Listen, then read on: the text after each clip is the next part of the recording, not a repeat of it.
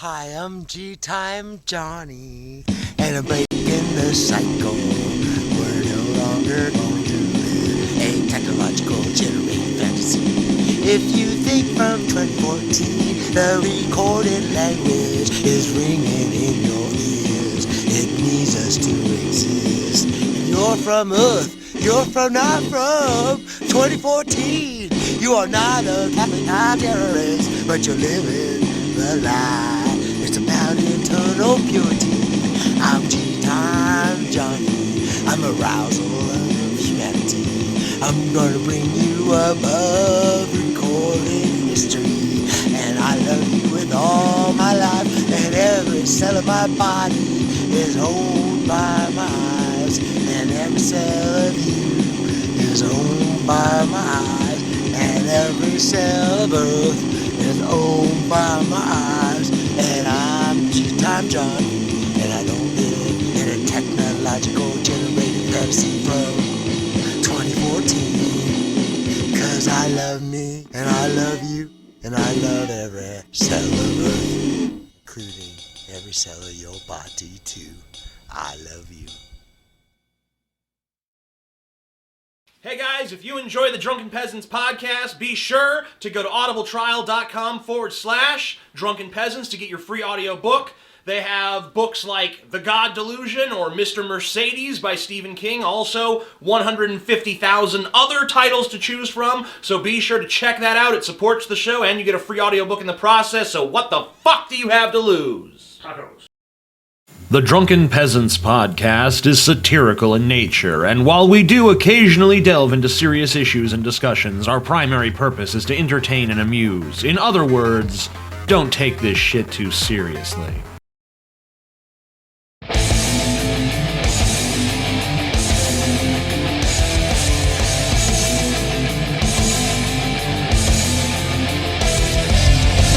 Coming to you live from the frigid armpit of America, this is the Drunken Peasants podcast with Ben and TJ, bringing you opinions of the news from an altered perspective. Fuck it!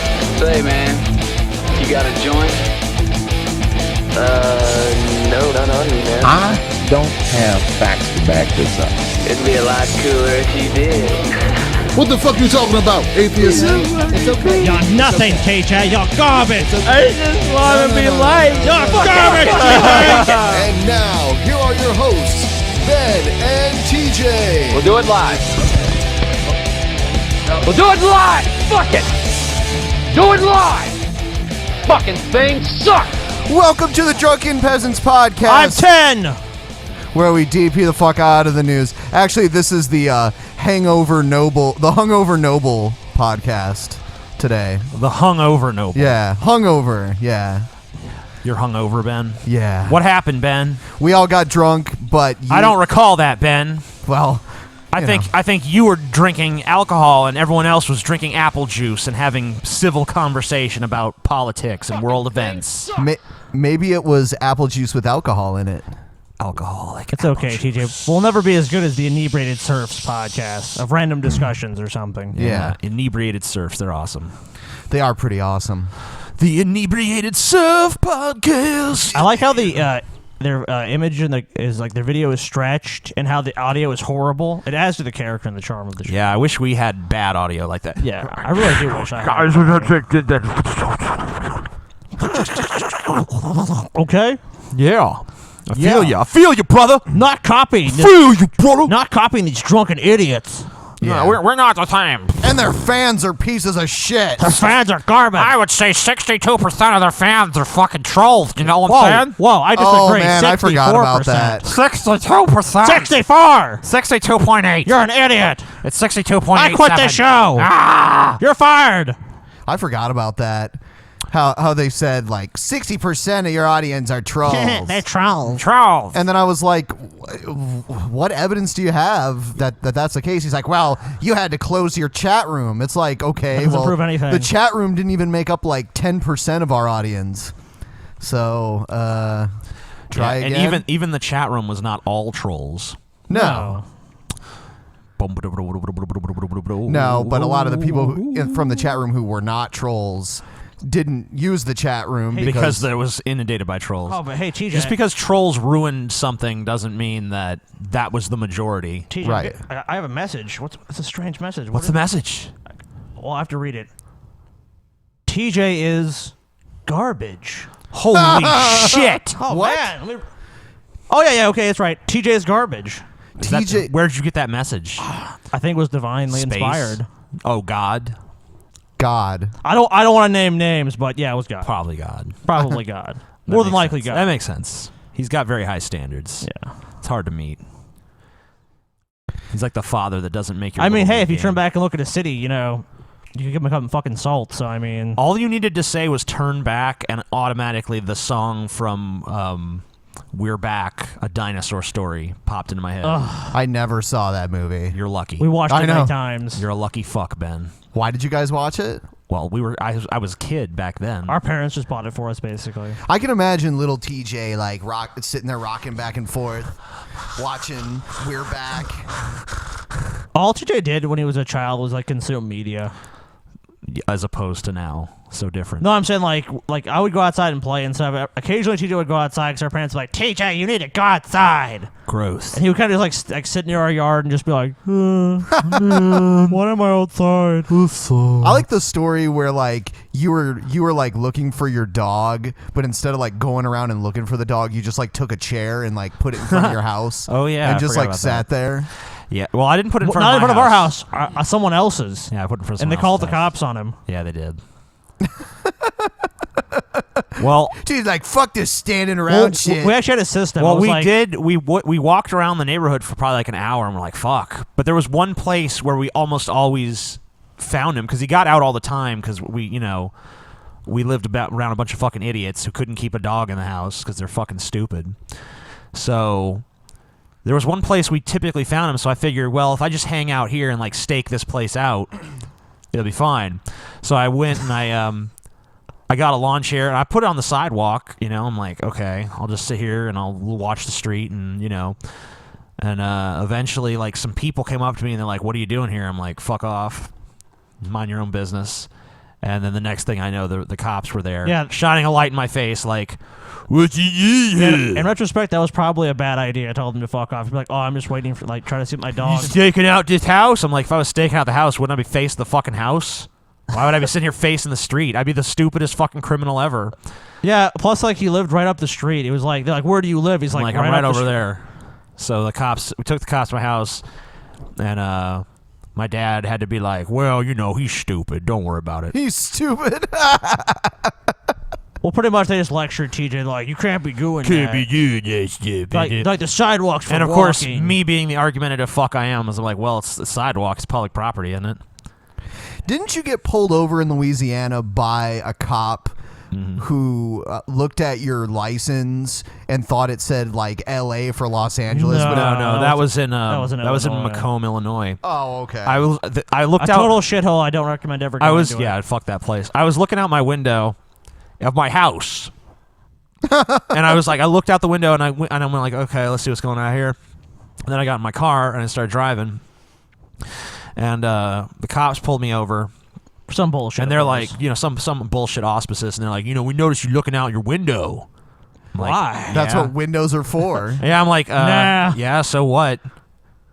Well, you there's a lot of suspicious stuff going on here. You got a Indiana plate, but a Louisiana license and a California registration. I'm like, actually, the plate is Louisiana as well as the license. You're misreading it. And she's like, oh. And then there's a bunch. She made a couple of other like stupid mistakes. I think she felt like such an idiot by the end of it that she's just like, well, just go on. So apparently you don't need to be able to read to be a cop. Well, we all knew that. That's not surprising. But yeah, I mean, the strangest thing about it was I was pulled over because before I started driving, she saw me look out the window of my own house. Such a suspicious activity. It is. Yeah. I mean, who does that? Who fucking Crazy looks out a people? window? What? That's pretty suspicious, Why man. do we even have windows? Fuck. Yeah, that's just to escape in case there's a fire. That's all that's for. Yeah. Makes sense. No one looks out of those. That's weird. Well, unless you're about to commit a crime. Yeah, obviously criminals look out windows, but, good law-abiding citizens, they don't look out the window of their house. It was basically they were just looking for an excuse to bust him, and they'll do anything in those areas. And Cody was in the car with me, and he's like, "I got some weed on me." Why didn't you just eat it? I'm like, Cody, just calm down, buddy. There was no time. Oh. There really wasn't any time, and it was too much. But the thing was, when the cops like asked him his name, he's like Cody Weber. He's like, Weber, huh? And then Cody's like, oh my God, they know my family. They're gonna kill me. And he's like, I'm like, Cody, if you don't fucking calm the fuck down, you're just gonna arouse suspicion. So why don't you just chill the fuck out? Yeah, please? that dude could not handle pressure at all. Really? I remember one time when we moved into a new house. We moved into our first house when we moved back to Louisiana. We were sitting there, and apparently, like the people who used to live there, their neighbor and them were like in a feud of some kind. So they call, and they would constantly call the cops on each other, and they didn't know that those people had moved out and we'd moved in. So they called the cops on us because they saw us like in the backyard shooting some video shit.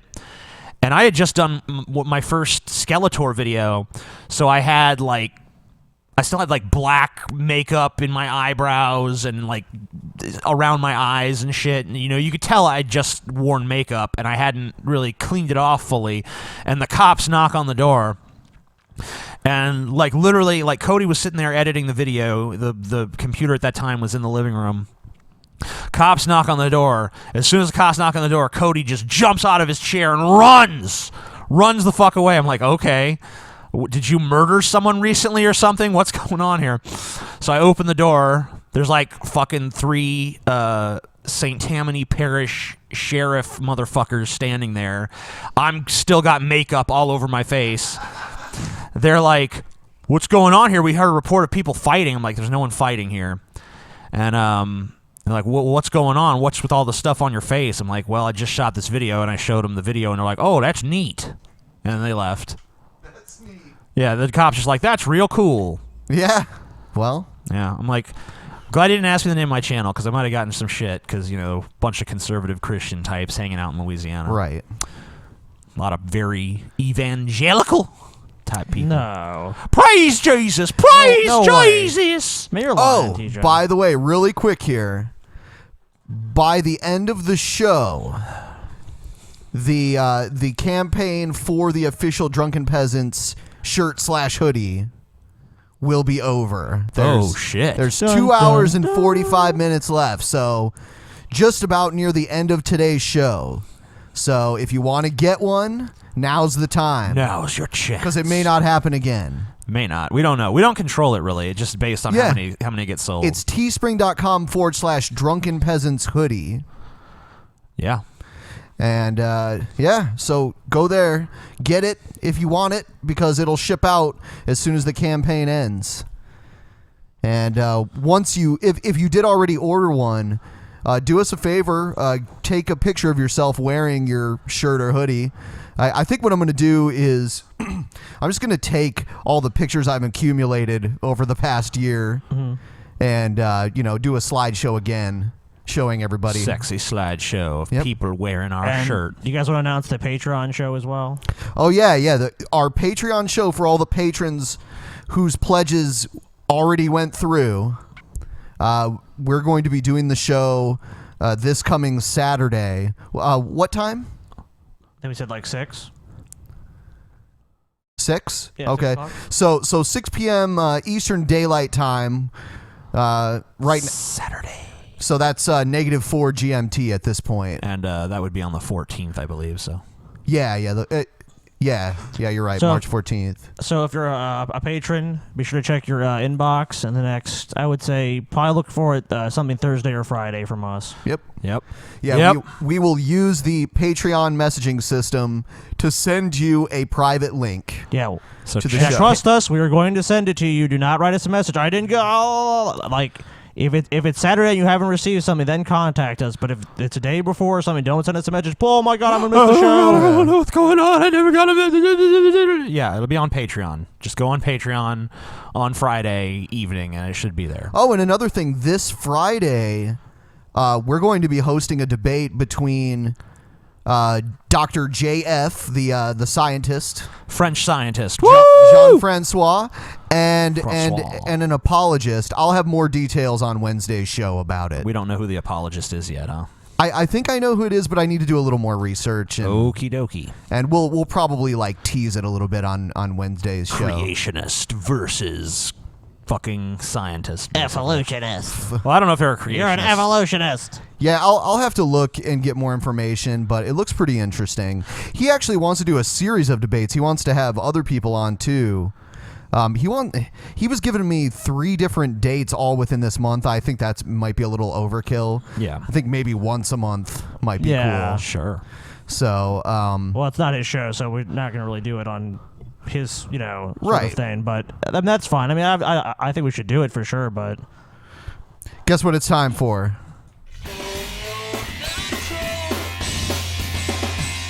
Someone told me we need to stop playing that song because it's bad. I don't give a fuck. I'll play it again. Yeah, play it it again. Yeah. Because I think it's awesome.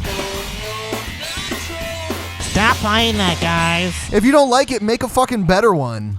Stop playing it. Play it again, Ben. Okay. Fuck that Stop person. playing it. Stop. Stop. I don't like that. This music sucks. Stop it. It's like Stop it. no matter what music we play, there's going to be someone that doesn't like it. I'm sorry if you're the poor motherfucker that doesn't like that, but if we played something else, someone else 3 wouldn't like seconds. it. And we can't just stop playing music just because a few people tell us they don't like it. Sure we can. If even one person Oh, doesn't shit. like it. Oh, shit. Oh, my God. Fuck. Sorry, I slipped.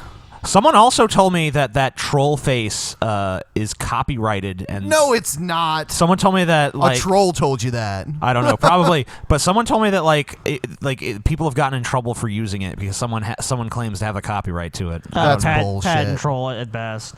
Yeah, that's bullshit. Yeah, I mean, like, I don't think you could patent just like a shitty drawing. No. That'd be like me patenting like a stick figure. Like, yeah, this is my stick figure. Nope.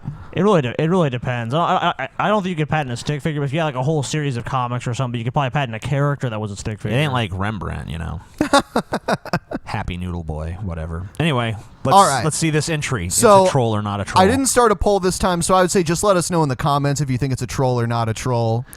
And here we go. Warning, this video is not for children. You must be at least 18 years old to watch this video. Oh, pause it. And you must also be... TJ, we're gonna need you to leave the room. Cover my eyes. Oh, okay, you're gonna cover your eyes? Okay. Why? What's going on? Oh, because he's not old enough? Yeah, she's not old enough. Oh, yeah. a vegan. Carnists are not allowed to watch this video. Press stop right now. If you want to rape, torture, and murder my friends, then you do not get to watch this video. It is a special treat just for vegans. I am totally going to abide by that. Yeah. Yeah, we're totally going to listen to you, buddy. Hello, vegan ladies. John Sakars here. If you've seen some of my videos and you've heard me talk about how much I love vegan... Okay, all right. A boot. Yep, we've detected something already in this. Could be a Canadian. Canadian alert. Evil. Canadian alert. People do not believe me when I say Canadians are evil. Like they just they roll their eyes like, oh, that's not an evil country. There might be some good Canadians, but they probably want to immigrate here to other countries. I really feel for these good Canadians because this is really the average Canadian. The average Canadian right here. One time someone said to Scotty, "Fuck Canadians," and then he took it literally. Yeah, that's true. I have that kind of problem. People tell me to do things like, "Oh, fuck Canada," and I'm like, "Well, I can't fuck a country. Well, go fuck a Canadian." I was like, "All right, well, I'll do it. I'll do it. I'll do it. I'll for do my God and country." Vaginas. Then chances are you have probably fantasized about me licking your vagina. Oh yeah. By all means, if you are a dedicated animal rights activist and vegan, I would love to lick your vegan vagina. But the world is so very big, and I am so very busy, that the fact is, I just don't have time to fly all around the world and lick all of your beautiful vegan vaginas. Yeah, that's what's going on. I thought I'd make a video. It's the time constraints, everybody. In this video, it'll be like my schedule's too POV, busy. Point of view. So you can fantasize that I am licking your vagina. Oh yeah, hell yeah. All right, so you what do you can guys do is- think? Ooh. What do you think? He hasn't even gotten to the good God, part yet.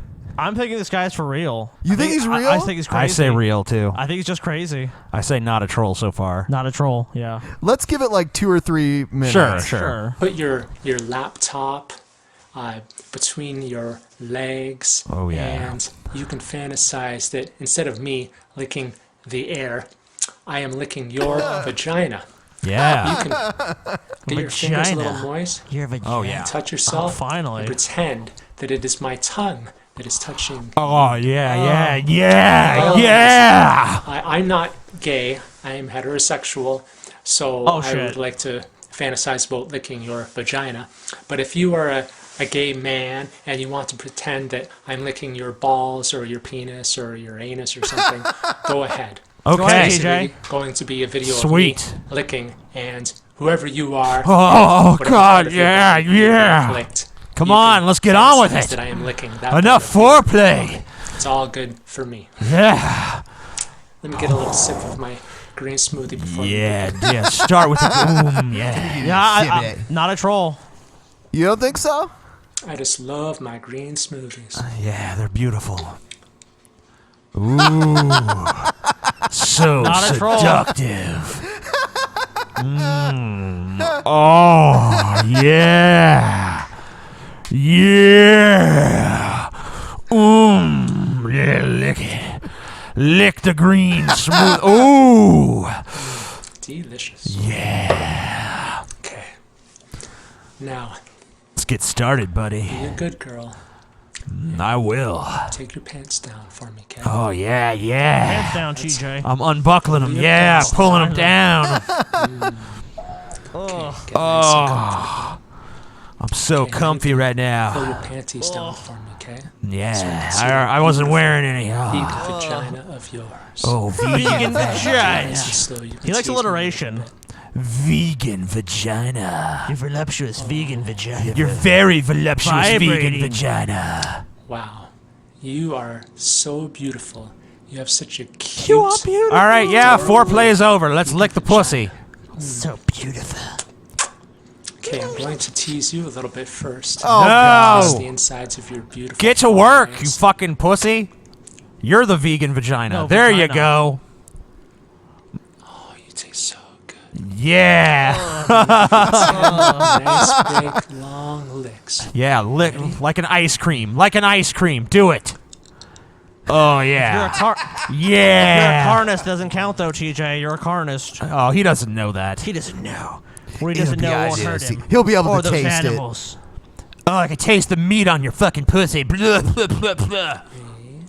All right, so Not a troll. I always think troll. I'm sorry, I can't help it. It's not a troll. Okay, He's for leave real. your answer in the comments section below. He's for real. All right, so that guy that we always play, the like libertarian guy, that the captain. The guy that doesn't believe in mental disorders. He actually made a video about you this time. Oh god. It's entitled "The Amazing Atheist Hates Capitalism." Yeah. Okay. Oh yeah, that's true. Troll or not a troll.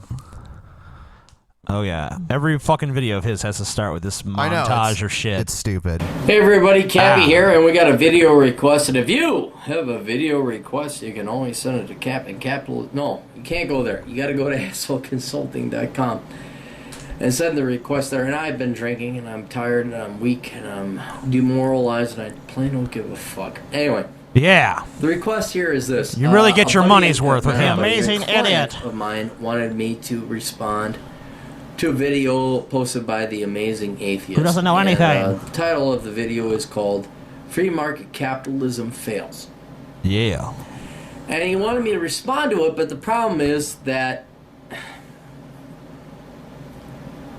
It's just the too Amazing stupid to Atheist respond is so to. fucking stupid. Yep. I got it. And not in a literal sense. The guy obviously has an IQ that's like got to be 125 or above. He's a smart guy. That's He's just surprising. misled. And so he made he I've been made this misled. video. My client wanted me to respond to the video. I listened to the video, and It's garbage. It's not that he's not logical. It's not that he hasn't figured it out. He's garbage. It's just that he's operating from false premises. Oh, okay. And so he wanted me to respond to it. And I'm just It's really misled. kind of hard to respond to somebody who's wrong. Why? What? No. Why would it be? No, it would be easy. That doesn't make any sense. Yeah, if someone's totally wrong, it's like, oh, here's how you're wrong. It's not like, oh, it's a head scratcher. How do I possibly respond to something that's wrong? It's just you can't respond to something that's wrong. You can only respond to something that's right. Yeah, it's so hard that he made a 20-minute video responding to it. Apparently, he didn't find it as difficult as he thought he would. And batshit insane. And if you've ever tried to argue with someone who's insane, you realize you're rolling around with the pigs in the dirt. So wait, first it was just insane. I had false premises, and Now then you're it's like insane. now I'm just insane. Oh man, I'm insane, man. Look at what's going on? I got a hat made of shit. Oh, it's beautiful.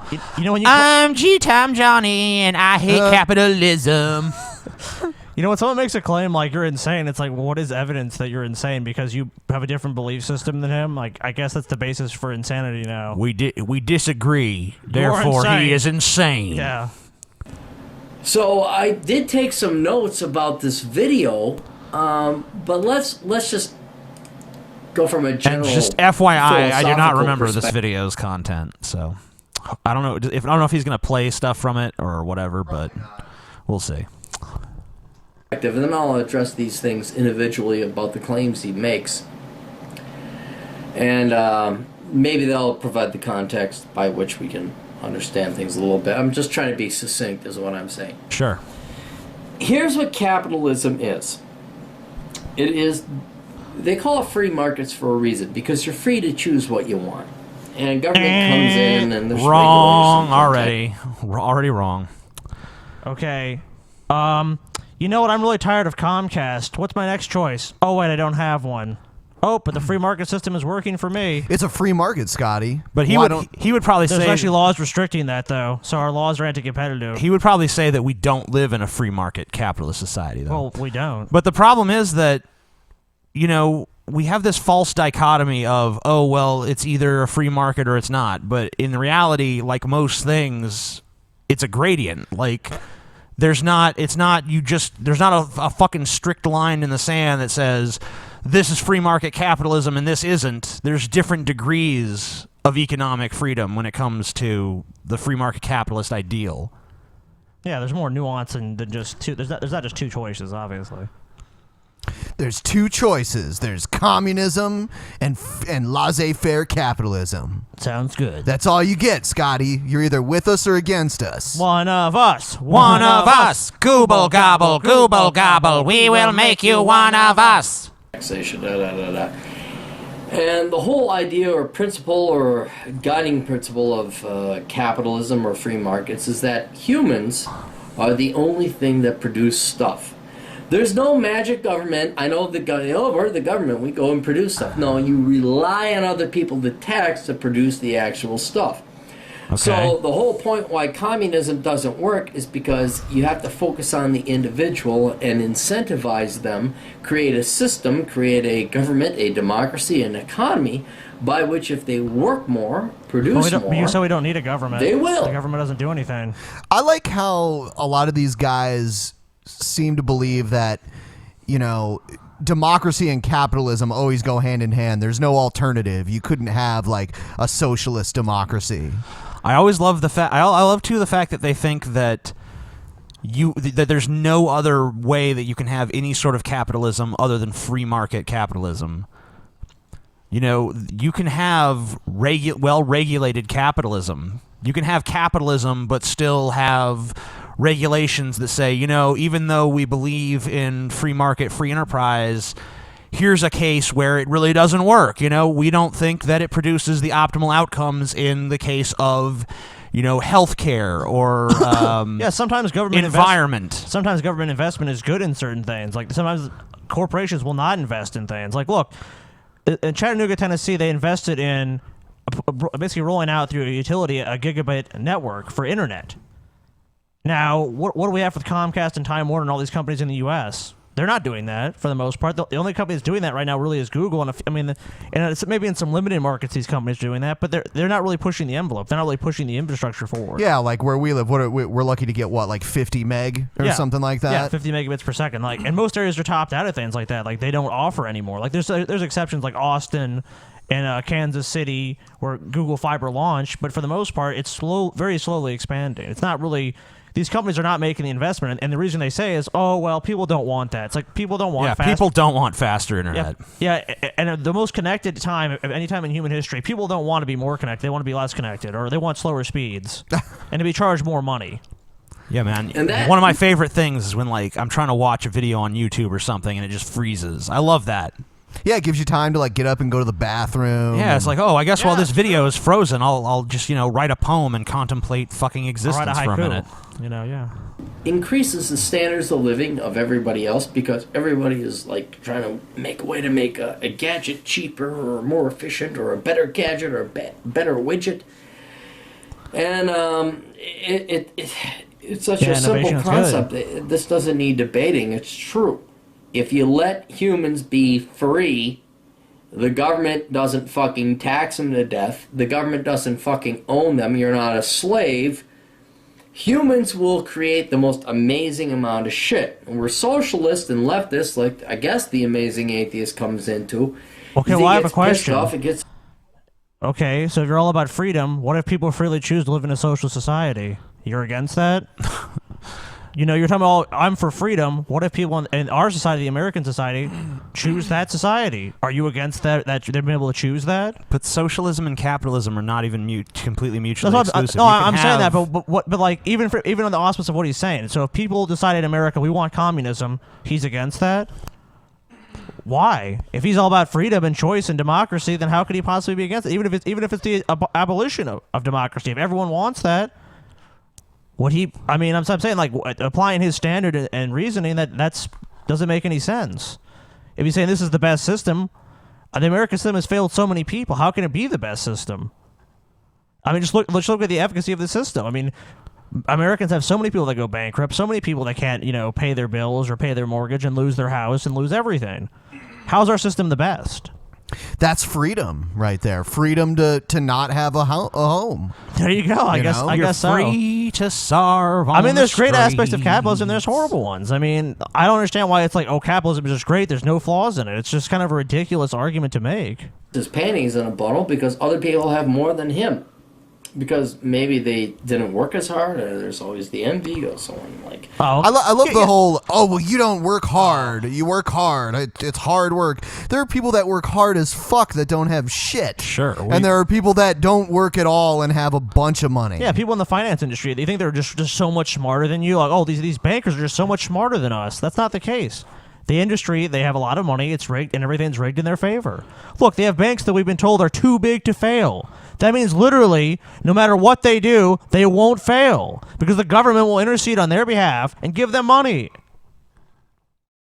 They will loan them money. Just think about this. They will loan them money at almost 0% interest, and they can in turn go loan to you, but only if you have great credit and then make a profit on the failing.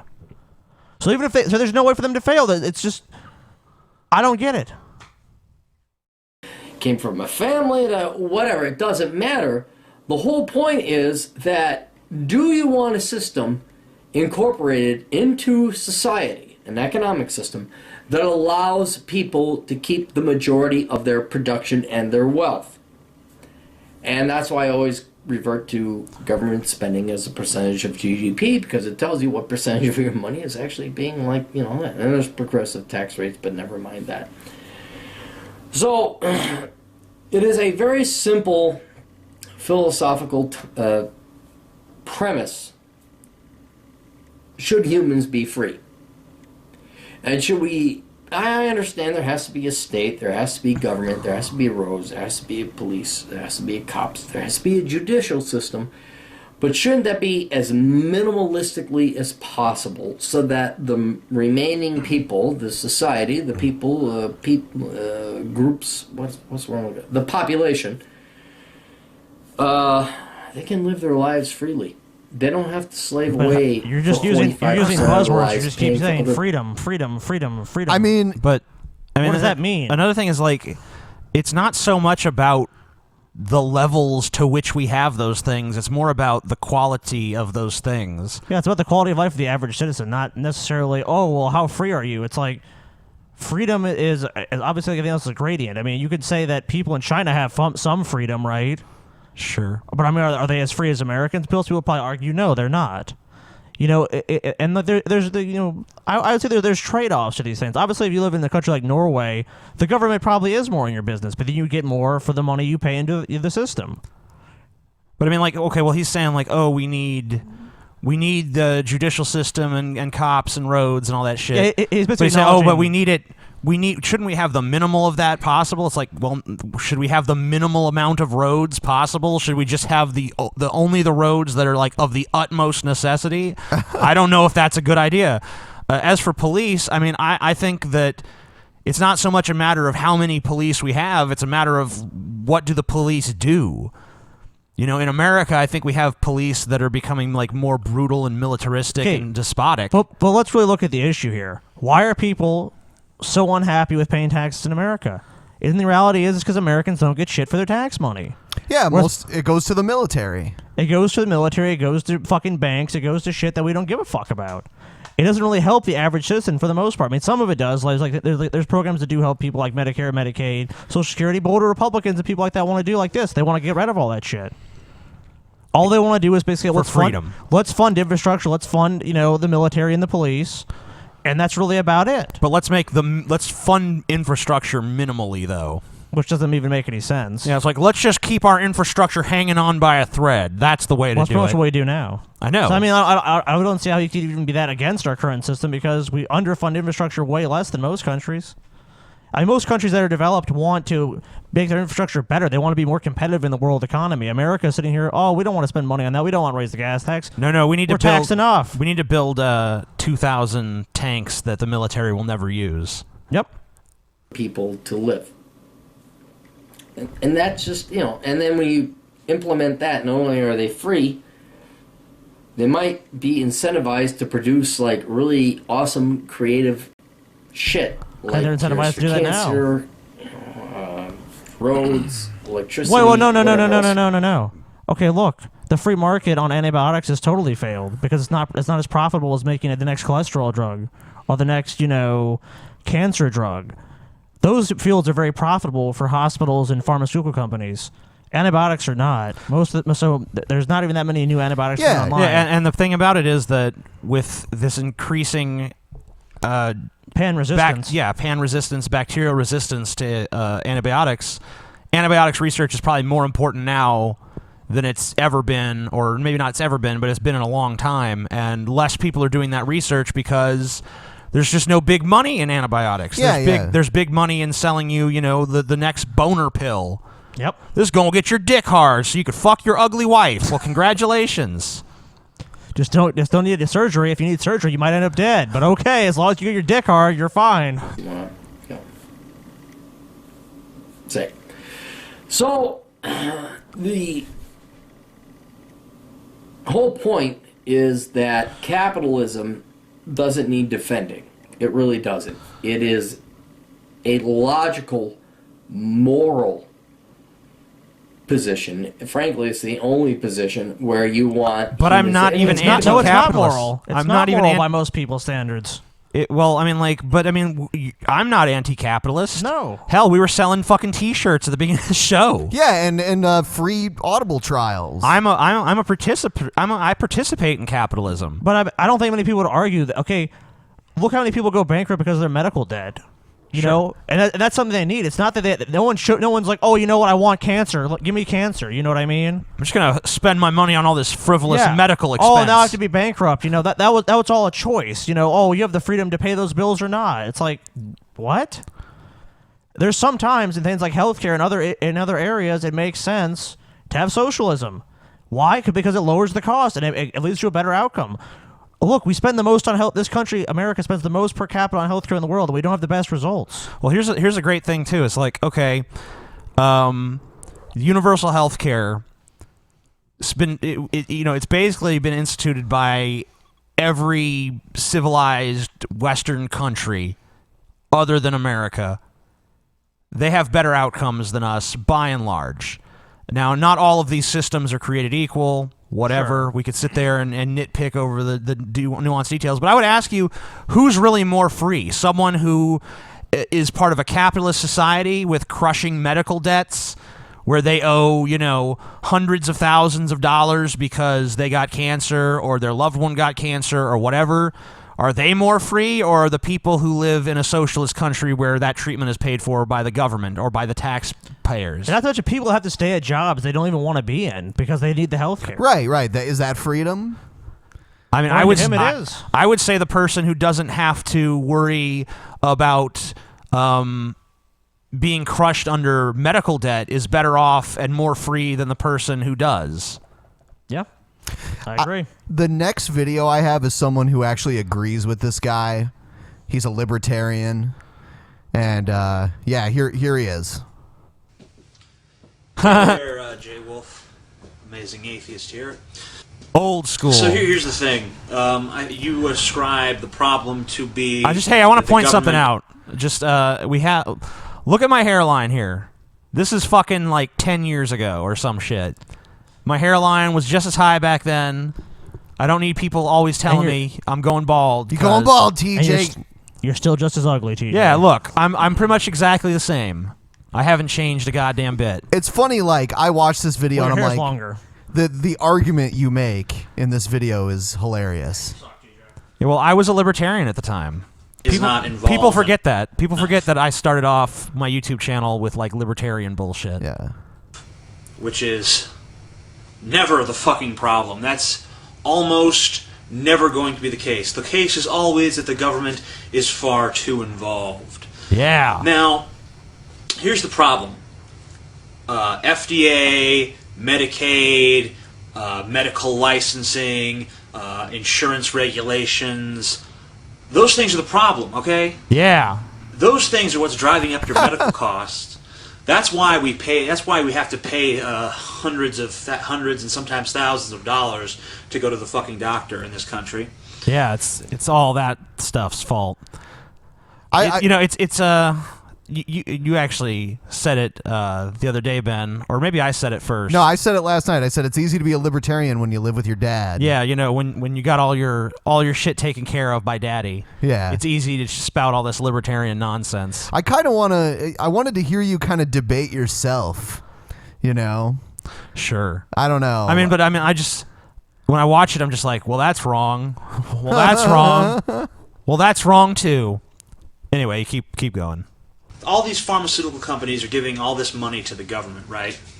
And the government passes all these laws that make sure that only these huge mega conglomerates can stay in business and that no small-time people can compete with them.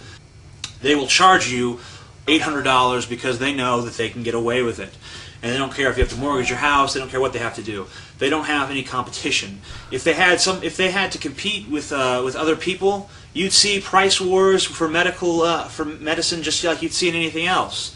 You'd have Walmarts where you could go. You'd probably have the Walmart equivalent of a hospital, or something like that, and where people could go and get. That sounds so great, TJ. Great. The Walmart hospital. That's really awesome, dude. That's where people need to go. The Walmart hospital. Yeah, right. You have like the Walmart equivalent of the hospital. The Walmart Surgical Center right next to it. That's what you want. Your health care provided by the Waltons, America's greediest family. Yeah. Great treatment because it's cheap, and cheap isn't always good, but it would be treatment. And in a system where you do this universal health care thing, it's shown time and time again that care the care becomes substandard. That's why up in Canada where they have dinosaur story. Okay, so yeah, we're back again. Fuck, hate when that happens, but it doesn't happen very often, so yeah. I think we're all right. All right, so we'll continue on. Fucking Canadians, DDoSing us. Yeah. US to get medical treatment because there's such a long waiting list for medical treatment up there, or because they feel the medical treatment is substandard up there.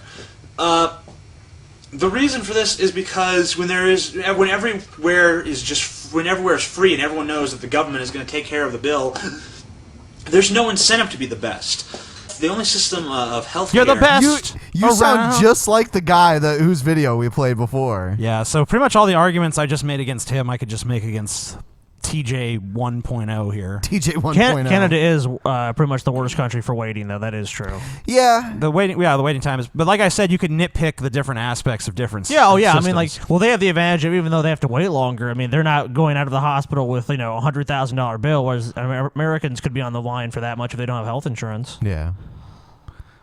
And I mean, the thing is too, they actually they live longer than Americans too. Yeah, and actually, if you poll Canadians versus Americans, they're happy with their system. Yeah, they're happier with their health care than Americans are. Can't really blame them. I guess we can skip this and we'll move on. Yeah, this guy's an idiot. This guy sucks. He's so ugly too. Yeah. Well, I think he's pretty cute, but nah. You do him? You might be a little bit biased. Nah. Would you do yourself, TJ? Yeah. Sure. Would you do me? I would do me.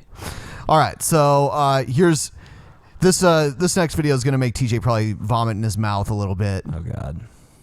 In the wake of the LAPD shooting, many of you are asking, do Black Lives Matter? And to you, I say, that's a stupid question, and I won't respond to it. We're going to go Stephen Crowder's answer. No. Okay.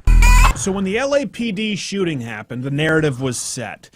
Officers kill unarmed homeless black man, right? That's what we knew. But when you actually look at the video, which was even available to the press at that time, I want to point out that the thing in the corner says Tea Party News Network. I mean, if anything I agree with Stephen Crowder on is like, look, the media does have an agenda and a narrative. Sure. And I mean, it's not just so simple as, a black guy got shot for no reason. It's never going to be that simple if anyone gets shot by the police. Sometimes it might be. I mean, sometimes it might be, but really, I am against the media when they try to push this kind of shit in the sense that when they try to oversimplify the issue. You know what I mean? I think that when an unarmed person, regardless of their race, is gunned down by police, it should raise questions. Yeah, that's what I'm saying. I think the media is trying to basically stoke this fire, which they see that they can get intense coverage and intense interest by saying, "Ooh, a black person got killed." And it's like, why do we not value all human life? Why are we going to be like, oh, a white cop killed this person, or a black cop? When a black cop kills him, it's never said the black cop killed the black person. It's always a white cop killed the black man. In this case, I think the cop actually that shot him was black. The thing is, though, it seems like the cops continue to shoot unarmed black people at a higher rate than they do unarmed white people. There's no denying that. That would be stupid to even argue. I mean, on one hand, the media is pushing a narrative because, of course, they are. I mean, well, we're pushing a narrative. Anyone you can't have an opinion without pushing a narrative. I agree. But I mean, like, it does seem like this happens so much that it's hard to ignore that it continues to happen. But what I'm saying is, I think it's a problem with the system and the police. Sure, I agree with that. And there's definitely a racial component. I'm not saying like, how dare they say there's any racism in the police department, because obviously that's the case. I'm just saying I think the narrative is reforming the entire system and not just focusing solely on one aspect of it. Yeah, I mean, we saw a video not too long ago of a white guy, old white guy that got pulled over, and the cop basically beat the shit out of him. I think tased him as well for basically nothing. That's what I'm saying. I mean, the problem is that the system, basically the police are so insulated, they're not getting punished for doing wrong. The police have no accountability to anybody. It's like, who watches the Watchmen?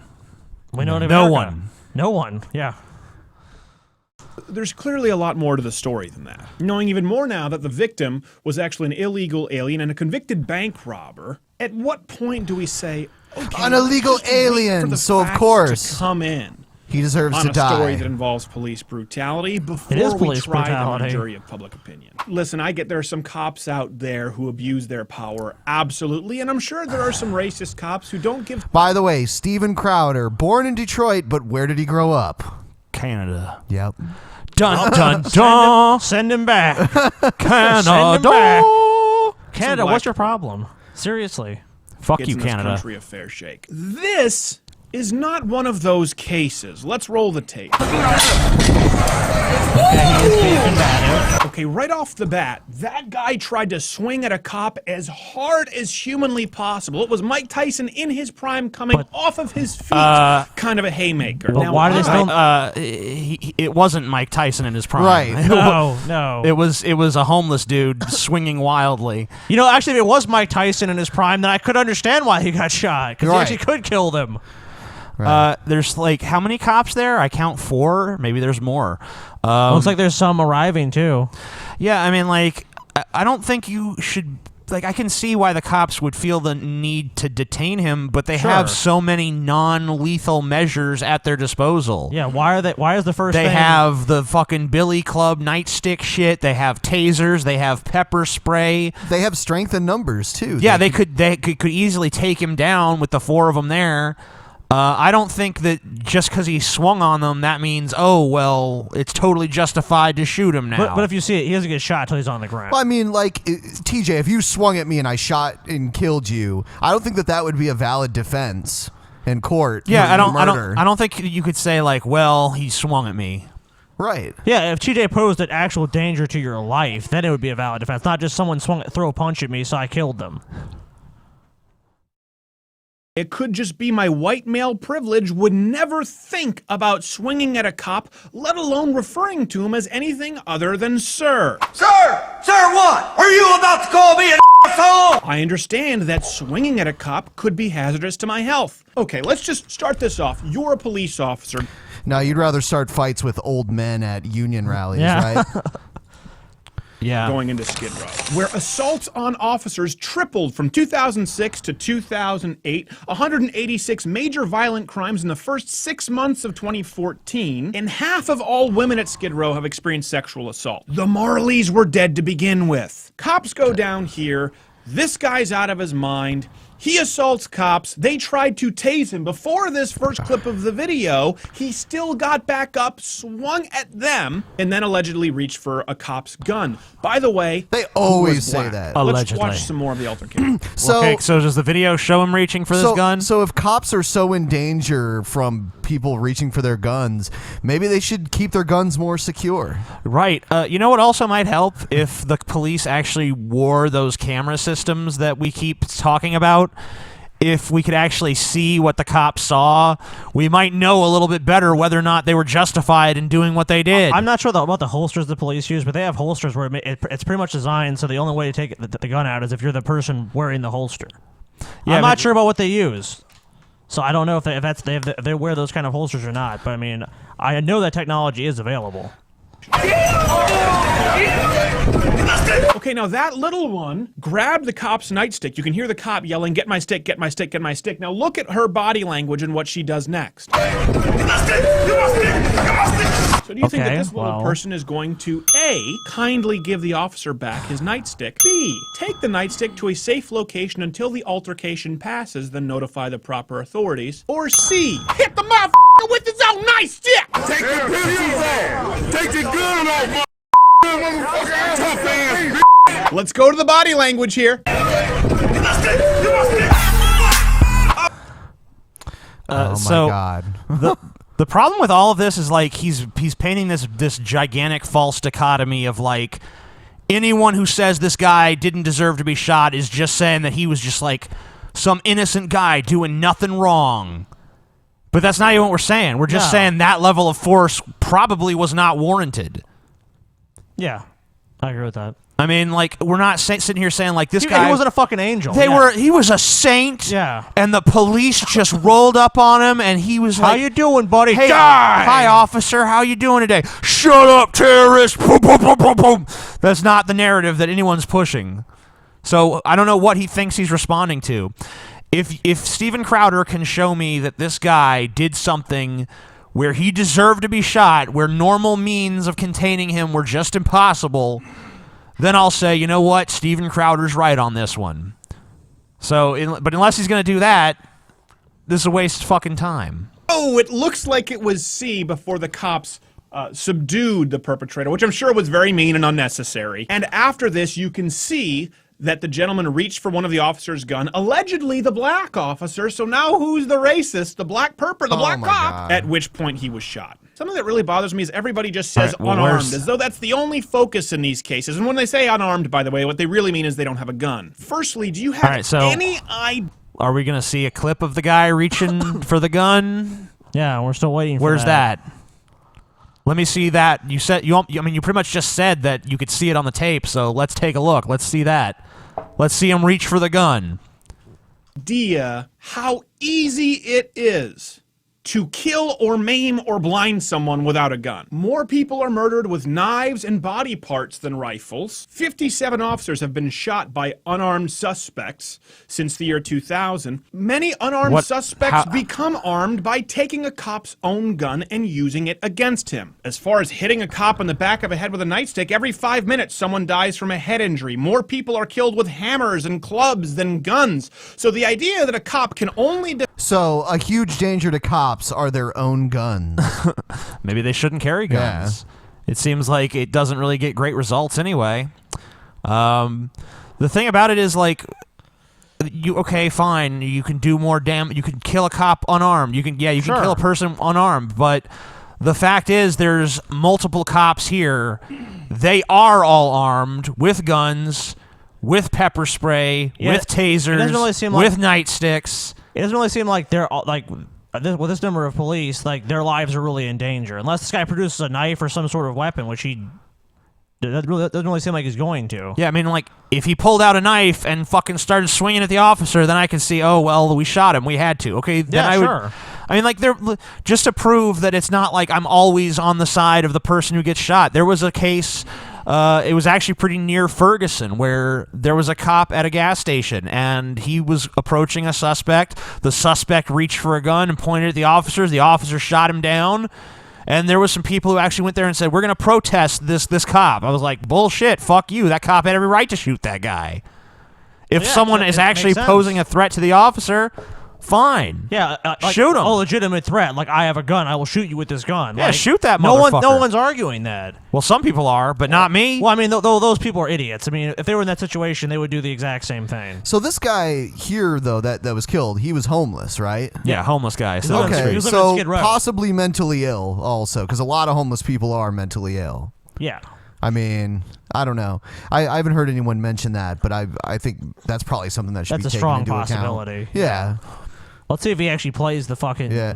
I doubt he will. Defend his life if you have a gun cocked, loaded, and aimed at his face is ridiculous. And the idea that America is inherently racist because we believe that cops should have the right to protect their life is also ridiculous, especially when you consider the fact that one of the officers here was black. As a matter of fact, 17% of the LAPD are black Americans. So fucking what? 17% is pretty small, honestly. But why does it even matter? Yeah, it does. Who gives a shit? First of all, no one is just saying like Well, I guess some people are saying that America in general is racist. I'm not saying that. What I'm saying is that the police force, by and large, they have no accountability, and if you're a cop, whether or not it's racially motivated or not, you shouldn't be shooting unarmed people under fucking suspicious circumstances. Yeah. Racist? Are they all turncoats? Well, they say that here in the video. You ready to kill another black cop? Sell out. By the way, don't you think that many American cops, including the black cops, might be more sensitive in the wake of Mike Brown and Eric Garner to be careful right now? And don't you think there are probably a lot of criminals out there who think cops are afraid to pull the trigger and running scared and maybe might try and take advantage of that? Oh, yeah. I'm sure there's plenty. Yeah. The rash of coverage of police shootings has emboldened criminals by making them think, man, I bet cops are more reluctant to pull the trigger now. That's why we see police shooting stories almost every fucking week. But I bet the cops are fucking scared. They're running scared, TJ. Come on. It's like, I bet this cop won't shoot me. He's afraid of the media coverage. They were like, man, I might as well just leave my gun at home tonight. Yeah. Man, holding cops accountable is just fucking terrible, man. Well, why should we do that? Doesn't make any sense. Holding anyone accountable. Holding a cop accountable, all that does is embolden criminals. That just makes them feel like they can just have the run of the city. You know what I'm saying? There's almost an American thing, though. I see a lot of people, when they're held accountable to any degree or they're criticized, they basically just like, oh, let's either ban that or kill them or just do away with that. You know what I mean? All right, I think we're done with Crowder. He's obviously not going to show the clip of what we're talking about, so I think we just move on. That's almost done. Yeah. Oh wow. Just more. Screen He's cap. flying. Steven Crowder is flying. Screen cap it, do what you will, and tweet it to him. I think that would be interesting. Crowder loves us. Louderwithcrowder.com. Yeah, didn't he like threaten you at one time? No, he's actually never acknowledged me to my face, but I heard from a guy, we used to be on the same network, and we were part of this thing called Polypop, and I heard from my, I guess, account representative or whatever the fuck they called him, that Crowder was considering legal action against me for defaming him because he said that I lied in that remember the video where he was caught getting in a fight with someone at that event because he basically said, "Oh, Union thugs attacked me," and I basically pointed out that the footage actually shows that he probably attacked them first. Yeah, he took a cheap shot on that guy. He like pushed him down or tripped him. Yeah, something. Yeah. And I basically proved it by looking at the footage and showed people like, look, this does. If you actually look at this footage, what his version of events doesn't make any sense. And the police agreed with you. Yeah, and actually, it wasn't the police, but it was a court that. I don't remember what exactly he was doing, but a court of law looked at the tape, and they basically came to the same conclusion I did, and that was basically when his case that he was planning on bringing against me, I guess, was dead in the water. Yep. But yeah, Steven Crowder, he's a fucking chode. There's no denying Fuck you, Steven Crowder. Fuck yo! But Steven Crowder can fly, guys. Look at him. I believe I can fly. I believe I can suck dick up in the sky. I like how he was like, you can see him reaching for the gun in the video. It's like, where? Yeah, but he doesn't show it. It's like the main part of his defense. Yeah, he doesn't show it. And yet, I would make sure to show something like that. Yeah, like, because if he showed that, I'd be like, well, I guess the cops were justified in this case. Another question I have is why did so many police show up to this? Like, what was this guy doing beforehand? Like, we don't I mean, obviously there's going to be an investigation, but I mean, I think we're going to come to the same. It's going to come to the same conclusion for pretty much all police shootings. The cops acted appropriately, and the guy was crazy, and he reached for the gun. Yep.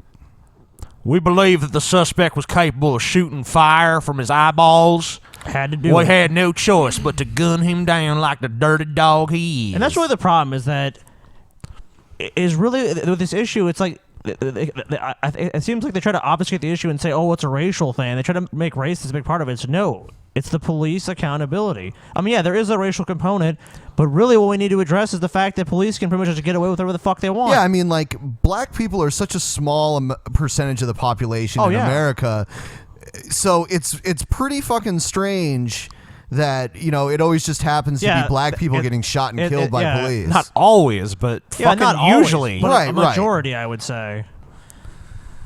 And you know, that's really the problem, is that like there's a strong racial component to this, so it kind of like, I think in a sense, it makes it people focus more on that aspect. What we should focus primarily on is stopping the police from having no accountability, because that will fix all the other problems. Yeah, like if a bunch of cops. I mean, look, maybe in this instance, Steven Crowder's right. I don't know. Maybe the guy did reach for the gun. Whatever. He didn't show that, so I'm going to assume that that's bullshit until proven otherwise. But, you know, if the guy says the guy reached for his gun, we'll probably never really know. And it's just, you know, the other guy can't really tell his side of the story because he's fucking dead. Yep. But, you know, I mean, like, we've seen so many incidents where the cop's behavior was not defensible. No. Even if this doesn't turn out to be one of those, we've seen so many fucking cases. There's a clear pattern, is what we're saying. And you know, it's like these cops never get punished. They're never held accountable. It's like their behavior is just beyond reproach. And if we even suggest that maybe they should be held more accountable, then we're, you know, emboldening criminals and attacking police, and it's just this horrible thing, you know. We're you know. You're pro-crime now, TJ. I think he is. Well, you know, I'm pro some crimes. Those are usually victimless crimes. Pro-crime, and he hates capitalism. Yeah. All right, so next video is entitled Down with capitalism, up with crime. The next video is entitled Women Have Never Been Oppressed. Ever. Never. And this is another person we've had on the show. Is this Stefan Molyneux? No. This is that very androgynous individual. Why does Beyonce say this guy. to the left? He's got a mustache this time. Because women have no rights. Oh my God.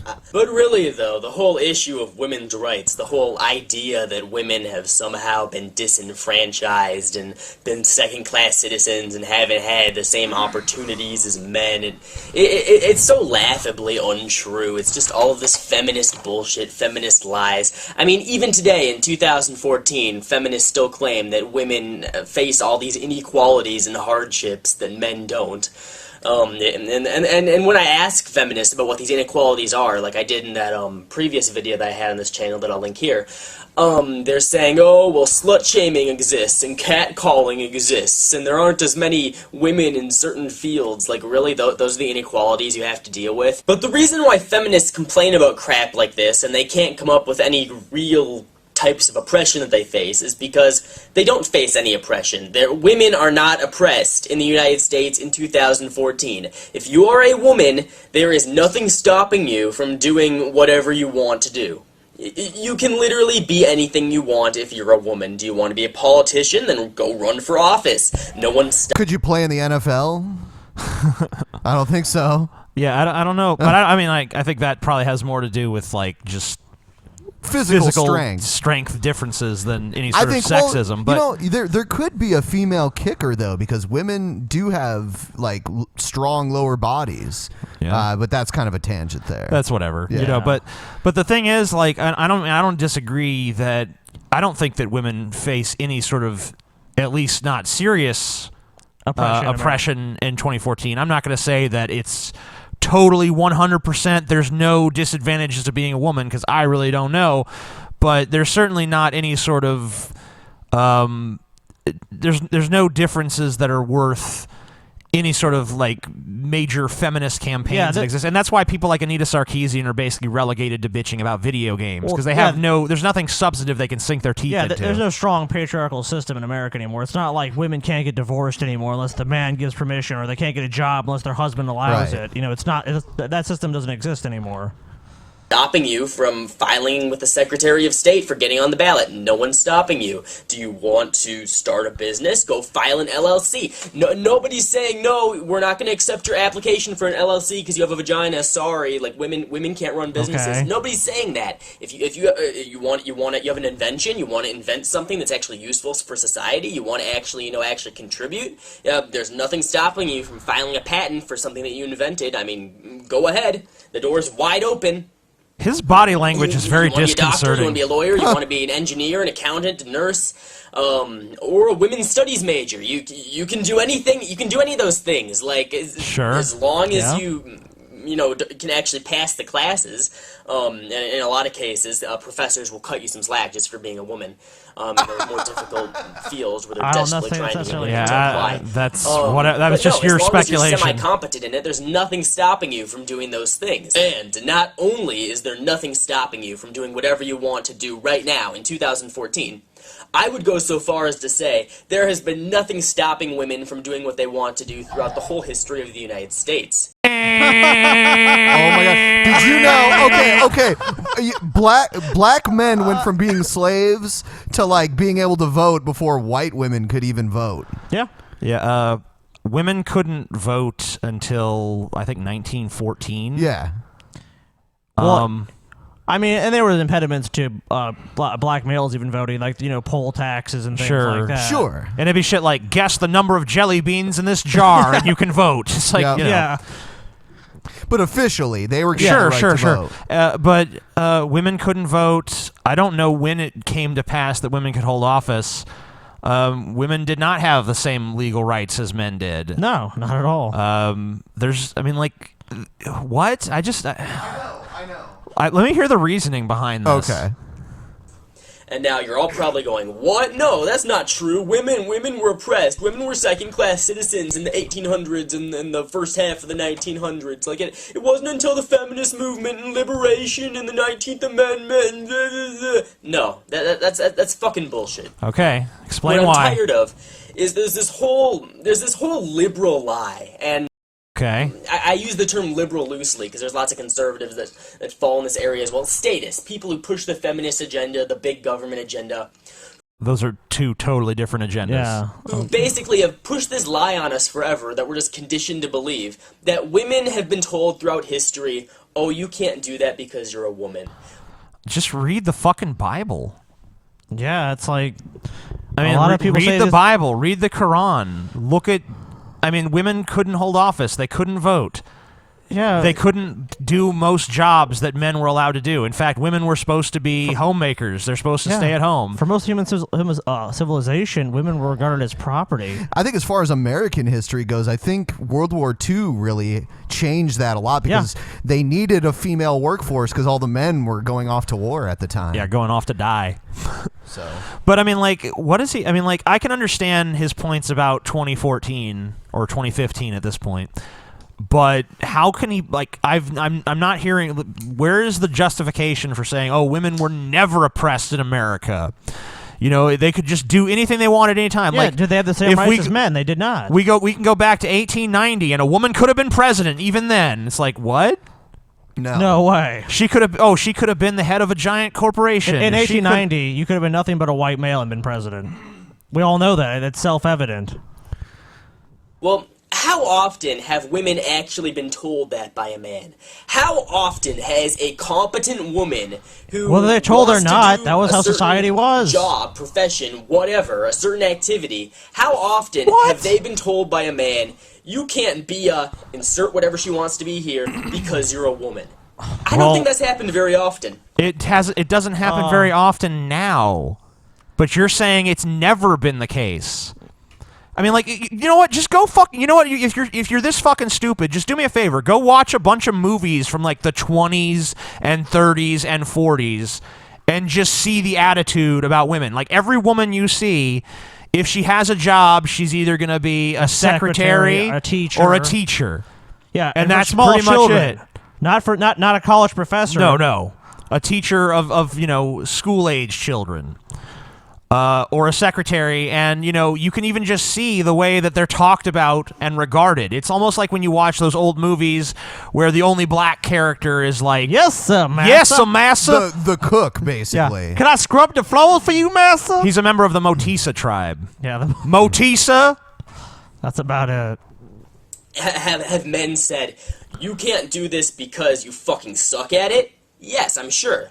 Or they say, you can't do this because you aren't properly skilled? Okay, yes. let me just But ask. Does anyone actually... Does this guy give anyone else the impression of being like on some really strong drugs? I don't know. He is literally one of the stupidest people I've ever watched. I mean, like we watch a lot of stupid His body people. language is like he's always looking up and to the side, like, yeah, and that's why this is bullshit. And Magical room elf. What do you think? Woo! You agree? Yeah, man. Women have never been oppressed. The Women can butterflies fly. agree with me. Look at the butterflies, guys. Women can fly through the sky. said to a Why woman's is he always face, looking "You up with wide eyes? Look at him. What the fuck are you looking at? can't be a blank because you're a woman and women aren't able to do that. I think the occurrence of that happening is extremely low. So low that you can't really call it like a struggle that women face in general. Like it's something that feminists try to have women bond over. Like, oh, we've been told all our lives that we can't be this and we can't be that.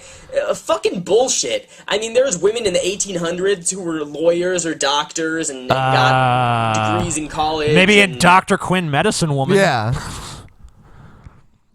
I mean, even if there were definitely... it was not as accessible. There might have been some. I'm not going to say there were none. But, I mean, I pretty much do think that, you know, if you actually look at the fucking population of that time and how many women there were, I mean, there pretty much practically were none. Yeah. became scientists and inventors, and not a ton of women, which I'll touch on in a moment because there's a reason for that, but women who genuinely want to do those things. They've always been able to do those things. In fact, I would actually argue that the opposite is true for women. I would actually argue that throughout history there have been quite a few men who have indulged women in whatever it is that they want to do. Like especially if they have like a husband that's fairly well off and you know has the means. Well, to, lucky for them. Yeah, I guess if you're just like, if you have a rich husband who can just get his way, then you're set, you're good. This dude has a very fanciful view of history. It's like, you know, oh, women should just do whatever they wanted. They just chose not to. They'd rather just stay at home. All women just wanted to stay at home and, you know, bake cookies and take care of like the 10 children they're supposed to have. Oh, we should bake some cookies. You're a fat motherfucker. Do this cookies guy is not garbage. sound good to you? Cookies are delicious. I'm going to the bathroom. Okay.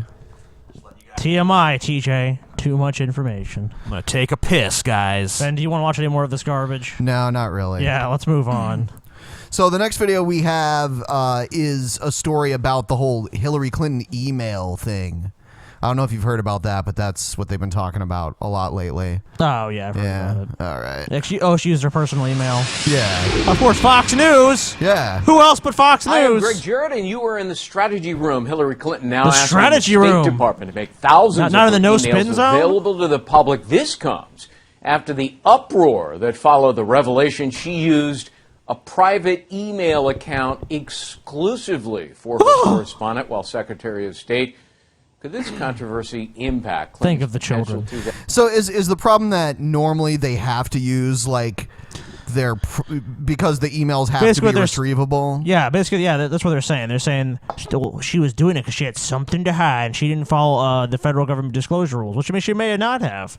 And that's fine. I mean, if she didn't do it, then she should be held accountable for that. Sure, if that's the law and she's supposed to do that and she knew she was supposed to do that, then sure. But I mean, I'm sure that's going to harp now on Benghazi and like, oh, what was she hiding? I'm sure that's what we're going to see. Right. 2016 run. Joining us now with analysis, political strategist Basil Michael Jr., Scotty Random blonde lady number 12. Yeah. Hughes. See, with three names, it's really hard to You get at least that get out. 2 of the 3 right. You know, Basil, you worked for her at one time, right? I did, and I worked in the Senate office, right? All right, so you're going to defend her because you're a loyalist and you're a good guy. Is there You're a any loyalist. defending the indefensible? I don't think this is indefensible, though. Yeah. Really? She has not broken What a ridiculous any laws. characterization. She's been asked to turn over her emails from her time in the State Department, which she has done. So, 5,000 of them. It's indefensible. Has anyone pointed out, either on the TV or among yourselves, that there was no law against what Hillary Clinton did at the time? This guy just now said that. He said she hasn't broken any laws. Yeah, well, I mean, there is a law now, but there wasn't at the time. Oh, I didn't know that. I didn't know that. Oh, they we didn't made a know law. that. I didn't know that either. So Yeah, well, basically, they're almost trying to like retroactively apply a law to Hillary Well, Clinton. they're trying to keep her from running for president. Yeah, they're not gonna if- happen. They're If she trying to has damage her. a pending conviction, then that would kind of hurt a presidential run. She's not going to have a pending conviction. yeah, because she didn't break any laws. Right. So Yeah, they can't retroactively do that.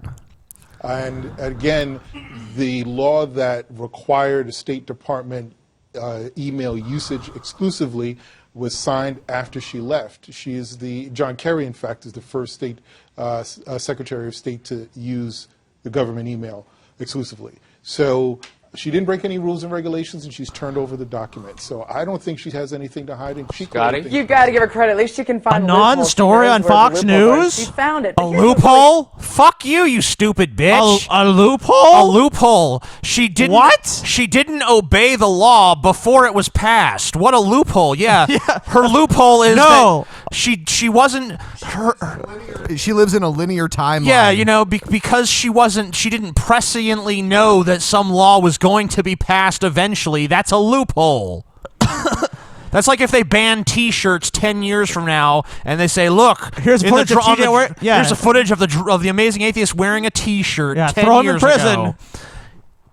scares me in all this. If this is such a problem now, and you see Democrats even starting, besides loyalists, sitting there saying, why didn't she have this? Why didn't they call this out when she was actually Secretary of State? Right. That first time you call received what out? Clinton.com, HillaryClinton.com, why didn't they say, you know what, this might not be the best move. I suggest you maybe get a State Department email. Why is this now coming out? Is this something It wasn't the law then. It wasn't a requirement. Gives us 20 months before the election to sit there and build some padding. Well, but let's be clear that this came out not just now. This was actually known to Republicans prior to this.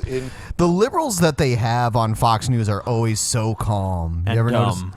Yeah, well, I don't know if this guy's dumb, but like Alan Colmes, I don't think he was dumb. He was just so passive. He's dumb. And he would let Sean Hannity walk all over him. Anyone who lacks the passion of their convictions is fucking stupid, in my opinion.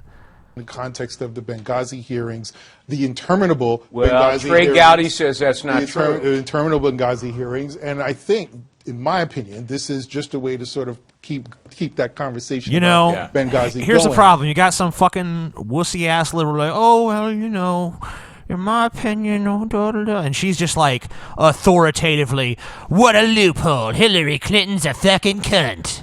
Yeah, and she's, another one of the Fox News Stepford wives. Did you think Fox News was ever going to come out with any other sort of opinion than that, or push any sort of narrative besides Hillary Clinton's full of shit and evil? No, I didn't, but, I don't think... If Hillary Clinton didn't tip someone at a restaurant 10 years ago, they'd be like, stingy Hillary.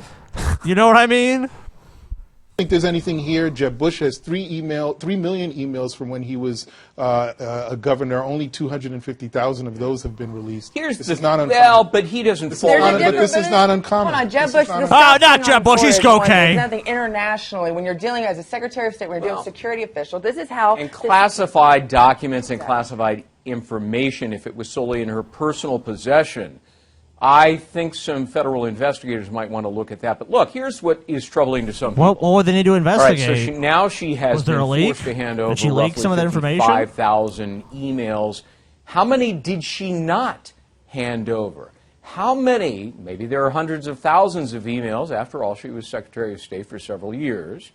What if her aides have culled through those which are damaging and withheld those? Is there any assurance that that hasn't happened? Well, how do we know those emails even exist, like you're talking about? So he's pissed that, like, what if there's hypothetically really damaging emails that she's not making available to us? Well, yeah. Let's go look at Colin Powell's emails. I mean, you could say that about any politician. How do we know that this person isn't hiding something? Well, you could say that about any fucking buddy on the planet. Let's look at Colin Powell's emails from when the Iraq War started. Yeah, it's all about raising doubt. How do we know that Ben doesn't rape goats? Maybe he does. Maybe he does, and we just don't know about it. All right, I think Ben just proved he did. Ben even knows the noise they make.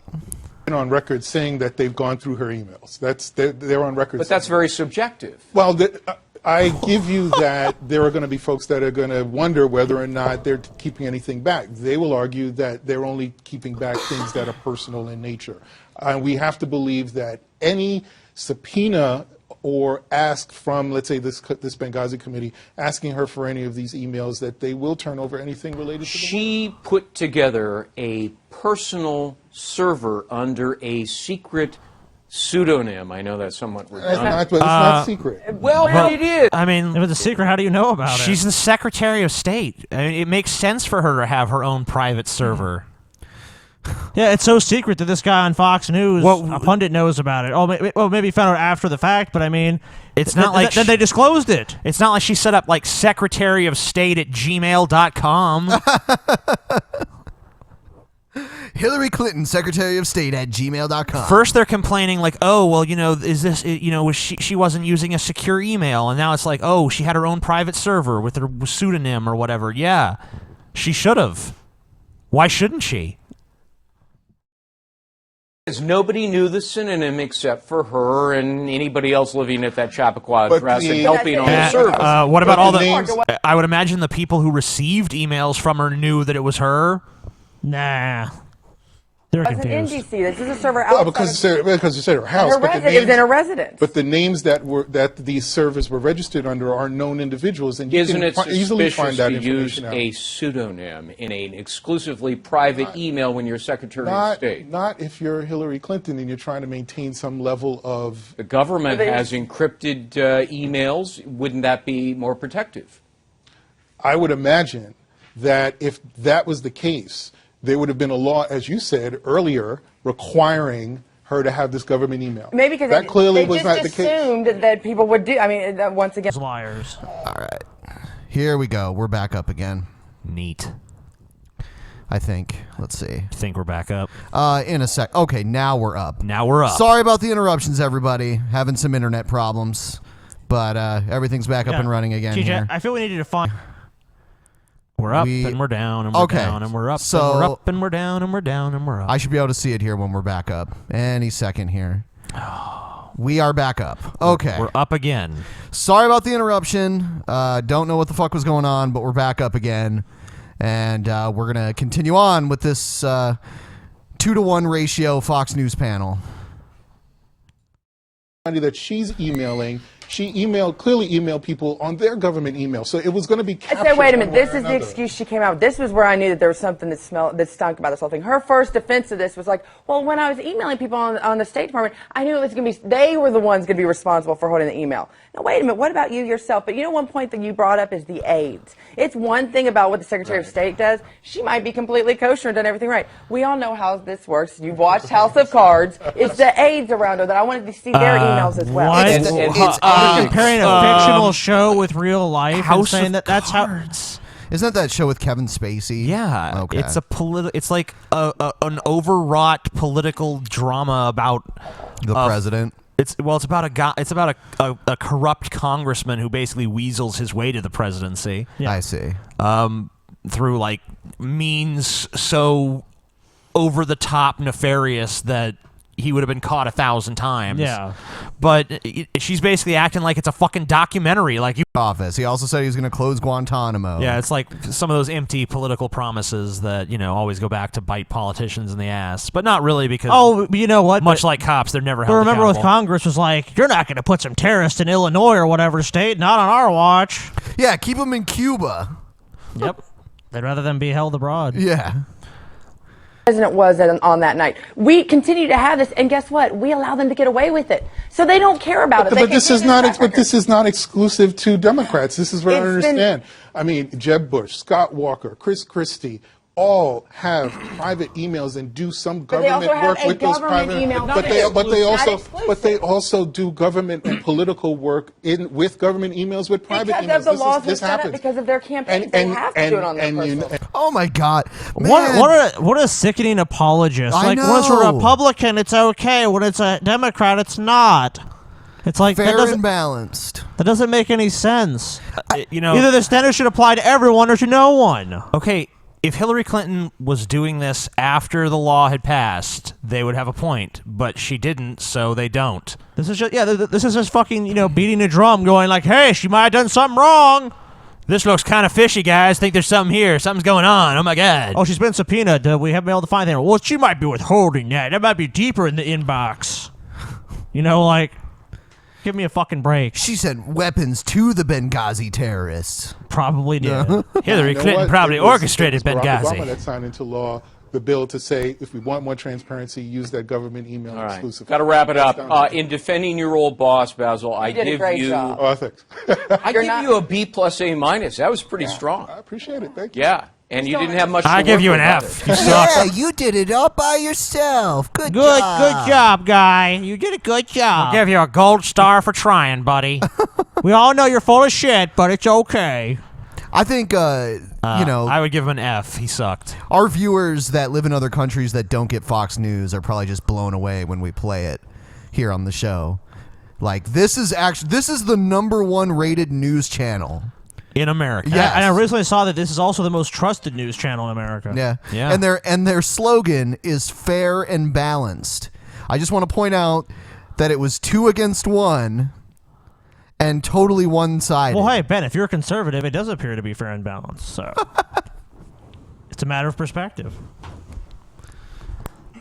right. Bullshit. So, did you know that the conservatives believe that ISIS is gay?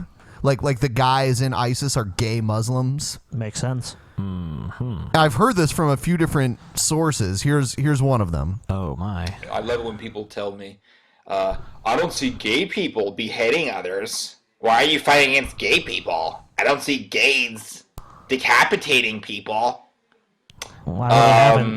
Yeah, they are gay people beheading others. It's something called ISIS. ISIS consists of many homosexuals. What is Some your of evidence? their top leaders are homosexual. Okay. What is your And evidence? there is also something called a serial killer. And if you look at the major serial killers in American history, homosexual. Look up Jeffrey Dahmer if you want an example of that. And that leads me to a very controversial. So that means news Jeffrey topic Dahmer. today. What? So Jeffrey Dahmer is representative of all homosexuals if he was gay, which I don't think he was. He was. Yeah, he was. So was Gacy, but whatever. There's been plenty of straight serial killers. Yeah. Ted Bundy, Richard Ramirez, Ed Gein. Yeah, there's been plenty of straight serial killers. I think the majority of serial killers have been straight. And I'm pretty sure that there probably are people with homosexual feelings in ISIS, as there are in many organizations, pretty much all organizations. I'm sure you could find gay people in the fucking KKK. Well, if that's true, that not out. The leaders of ISIS are gay, then why is it punishable by death? Right. If ISIS just loves homosexuality, then why do they prescribe the death penalty for homosexuality? Radical Muslims don't tend to just love gay shit. They tend to execute you for being gay. No. ISIS just marches into a city singing show tunes. Makes sense. Oh my God, we're ISIS. We're here to kill you. Oh my God, die. We're gonna it's cut your time head for you off. to die for wearing those ugly ass shoes. Oh my God. And that is hideous. Charlotte, North Carolina.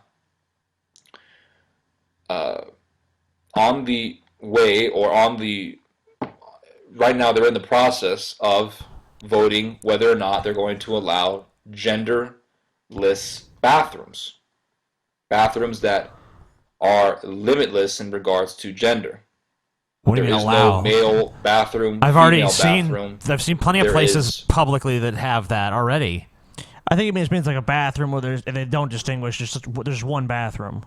Right. I mean, but I've seen places like that already. I don't understand. But usually when you see those things, it's like a single, toilet. Yeah, this would be like a large restroom. Well, so fucking what? I never understood why we had to have gendered bathrooms to begin with. It's not like you fucking walk around naked in the fucking public bathroom. Like, woohoo! Well, maybe you do, TJ. Well, sometimes. TJ kind of drops his pants. When I want that special those kind of motherfuckers. attention. There's always the one motherfucker that pulls his pants all the way down. Oh, yeah. You ever seen that? Just take a piss, yeah. So I've seen that maybe like 3 times in my entire life. You kind of look at them like, why are you pulling your pants down to your ankles to take a piss? You don't need to do it. That's overkill. I think they just want everyone to see their ass. Hey guys, yeah. I personally only pull my pants all the way down to take a shit, because that makes sense. It doesn't make sense when you're just whipping out your dick. Well, this is at least from a male perspective. That is fucking hilarious. Ben, are you one of What those? do you want? What do Ben's you- one of those people. I've been in the bathroom with him. Yeah, I do it. He does that. Yeah, Ben's like that. And I hold my shirt up And too. he splashes the water on it to clean himself Yeah. too from the toilet. He's like, gotta get clean now. Bathroom for whoever wants to go in there. So if you're a man and you're like one of those freaks who say, I'm a woman in a man's body, and all of a sudden you are to be objectively viewed as a woman, then according to this new bill that these fags want to pass, you will be allowed to go into the woman's bathroom. Oh my God, no! No! Sexual. TJ, wait, pause it. No, guys, I want you guys to imagine something. What if a woman and her child go to use the bathroom and one of these freaky faggots goes in there? Because we know everyone that's gay male is also a pedophile. Oh, yeah. What's going to happen? You're going to be raping child them abduction kids. and child raping rape those kids. will go up 1,000,000%. 1 trillion% probably. I'm going to make an argument from consequences. Bad things will happen, so we shouldn't allow them to happen, even though we don't know what will happen. so they can molest little boys. Yeah. Oh my God! You called it. You called it. How could I have been right? What? It's almost like you know him, Scotty. That's horrible. And I have not seen this video. That's what this beforehand. is about. They want to molest children. Sure. They want God, to all part of ignorant can you calm be? stuff on women in the bathroom. Yeah. They want to be perverts. In other Sure. words. Right. Don't tell me that these lunatics want to go into a woman's bathroom because they think they're actually women. You are a damn fool if you really believe Okay, them. where's your fucking evidence, you jackass? You're a fucking bigot, dude. You're a total fucking This bigot. guy is a piece of shit. Yeah, fuck this dude. Put something else on. This guy's a fucking pile of shit. He looks. Does anyone else notice that he looks like the love child of Screech and Slater? That's awesome. He does he not? It's so true. It's alright, cause I'm saved by the bell. The fact of the matter is, and the bottom line is that this is nothing but another incremental step to bring the homosexuals to the civilized forefront. world back to pederastry, pedophilia, institutionalized pedophilia. Yeah, that's gonna happen. If buddy. you think this guy's a piece of shit, hit the like button. Thumbs up. Hit the like button if you think that guy's a piece of shit. Let's see. I had better see. How many do we have? We have 3,362. I better see that many likes, honestly. All those likes. Yeah. Give us all the likes. All your likes are belong to us. Over 9,000 likes. Likes. All your likes are belong to us. All your likes. It's fucking old school. Yeah. All right. Someone set us up the bomb. All right. Next one here is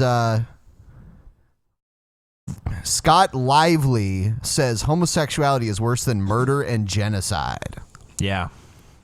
Well, Brian, you know, I've been in this battle for a quarter of a century, and I've watched the disintegration of Christian civilization. Yeah. Oh, no. Here in America. What?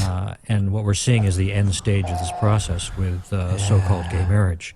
There is no such thing as gay marriage. Right. God established the institution Well, of actually, marriage, there one is. man and one woman. Gay marriage does exist. God actually did not do that because God doesn't exist. Yeah, God doesn't exist, but gay marriage does exist. You can Yeah, go you to got a state where it's legal. You got your shit reversed, buddy. And hopefully in June, the Supreme Court will rule it's legal in all 50 states. So The Supreme Court is about to do, and make no mistake, they want to do this. Final nail in is the to coffin of find America. in our Constitution by judicial fiat a basis for marriage. okay, wait. So you're saying that if the Supreme Court ruled that gay marriage was illegal, you would be objecting to that too? No, he would not. oh, man. So if the Supreme Court ruled that we were a Christian nation, he would object to that? You know, No. well, but he said by judicial fiat. I mean, so presumably he's against the Supreme Court making any sort of decision for our country. Yeah. Forget about the three branches of our federal government. You know, the conservatives really don't like the judicial branch. They're always like, oh, they're activists. They're activist judges. Except when they side with them. Right. Then it's okay. Then it's like, thank God the courts made the right decision. Homosexual sodomy. And this represents a crossing a line with God that hasn't occurred in the entire history of the world since Noah's flood. That's not true. And this is not just the problem of sin, sexual sin that's been increasing, and that's a serious issue. But no, it's not. Not since just before Noah's flood have human beings celebrated homosexual marriage. There have been many. Hold on. There's nothing in the Bible at all that would lead you to believe that God flooded the world because of gay marriage. It doesn't say anything about that at all. Different cultures where homosexuality has been embraced. But according to the rabbis who wrote the Talmud, the final straw for God was when they started celebrating and engaging in homosexual and bestial marriages. the things that are identified in Scripture as the most egregious sins in the Bible, worse than murder, worse than genocide, is sexual perversion. TJ, you know how bad this guy is? That's not true. He's a liar. But TJ, you know how bad this guy is? What? He makes me want to change my name. But his theology is shit. He says that God looks more down on sodomy than he does genocide and murder. Then why isn't it one of the 10 Commandments? This is just an ad hoc response. There's like to what he's trying to make it fit his narrative. That's what he's basically. But I mean, trying there's to do. only like there's only like I think 2 definitive verses against homosexuality in the Bible, and then there's like 3 or 4 more that could be construed that way, but not necessarily. So how is that God's top priority? God condemns tons of other behaviors way more than he condemns that. That breaks the relationship that God established for us to live by. You look at Leviticus chapter 18. God is explaining to the Hebrews. Hold on. Why you guys don't follow anything in Leviticus. You're breaking a rule of Leviticus right now by wearing different fabrics on your body. I'm sure you would not hesitate to eat shrimp or other shellfish. Right. Unless you have an allergy or you just don't like the taste. You don't listen to shit in Leviticus. So how are you going to sit here and quote Leviticus at me? Well, not to mention, but I mean, also even if what you were saying was true, and Christian theology really does view homosexuality as worse than genocide or murder, all that shows anybody is that Christian theology is fucking garbage. You know, God is more... When you fucking sit there and murder an entire race of people... So you're basically saying that what Hitler did is not as bad as, like, if I were to fucking consensually stick my dick in another man's ass. That's worse than killing 6 million people. You're a moron. Well, not to mention they've never proved anything. They've never even proved the concept or the claim that God exists. So why should we follow the Bible? I mean, like, the logic is so flawed down the line. It's like, well, we have to do this because this book says so, but why do we have to? But then it's like, well, how do we know the book is accurate? This guy is like wrong on so many levels. So he's you know, I think it's the best way to call it. He's fundamentally wrong about pretty much everything he says. But I mean, there's like a causal chain of wrongs. It's almost impressive how much he's wrong about. Because first of all, he assumes there's a God when there almost certainly isn't. Second of all, he assumes it's the Christian God, which it almost certainly wouldn't be. Third of all, he assumes that the Bible says that homosexuality is the worst thing ever. It doesn't. So it's like, it's just false premise, built upon false premise, built upon false premise. It's ridiculous. The Canaanites must be eliminated, and why he will have them eliminate them from the promised land. And they're all sexual sins. It's incest. Incest is in the Bible, by the way. Incest is the Bible doesn't even condemn incest in most instances. Right. Some of the prophets had incestual relationships. So Lot, the one man that God saved from Sodom and Gomorrah, his daughters raped him. Basically raped him in his sleep so that they could conceive children. It's okay because they thought they were the last people on earth. But God couldn't God have just told them you're not? God wanted that. No, he wanted to watch. God's like, yeah. God's up in heaven like, oh yeah, rape your daddy, girls, rape your daddy. Child sacrifice, the that's not ancient version of sexual. abortion, and it's homosexuality and bestiality. Those 4 things are the reasons why God said that the land literally itself vomited out its inhabitants. And we're talking very serious consequences for violating those standards. It's kind of common among Christians to say when the subject of homosexuality comes up, well, it's a sin, but so are a lot of other things. We always want to try to try to minimize the sin of homosexuality by drawing some kind of a comparison, putting it on the same level with other sins. But what I hear you saying is that homosexuality is not a sin like every other sin. It's just another sin. It's not just another sin. I've heard other Christians say that sin is sin in the eyes of God, so it doesn't really matter, you know, what the sin is. It's all equal. But then again, some also have like cardinal sins. Yeah, I mean, you know, there's 1,000 different. I mean, there may be more than 1,000. There's almost as many different versions of Christianity as there are fucking Christians. But this guy's doesn't make any sense. There's nothing scripturally to support that. And even if there was, scripture is bullshit in the first place. And who gives a shit? It's the only sin in the Bible that led to the incineration with fire and brimstone of 4 cities, Sodom and Gomorrah and 2 other cities of the plain. It's the only sin in the Bible associated with the culture of apostasy and the so-called reprobate mind. I've done a brochure titled Not Just Another Sin. It's a set of bullet points from Genesis to Revelation. Every place we got to get that this the Bible pamphlet, addresses dudes. homosexuality, it does it in the context of a person, either a person or society receiving serious consequences for that behavior. It's really a harbinger of the judgment of God. Homosexuality is as a celebration of homosexuality, not the individual involvement in homosexual conduct, but the celebration by the society is a harbinger of the wrath of God. Wow. Oh, no. So basically, we better not let gay people get married and have the same rights as us because we're afraid our magical sky fucking daddy is going to get pissed and destroy us. Yeah. Okay. So be afraid.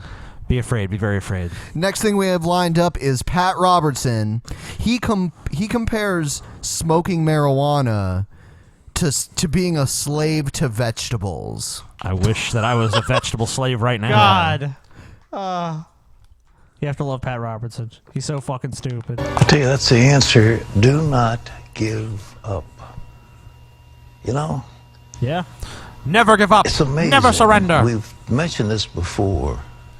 God gave you and me as human beings authority.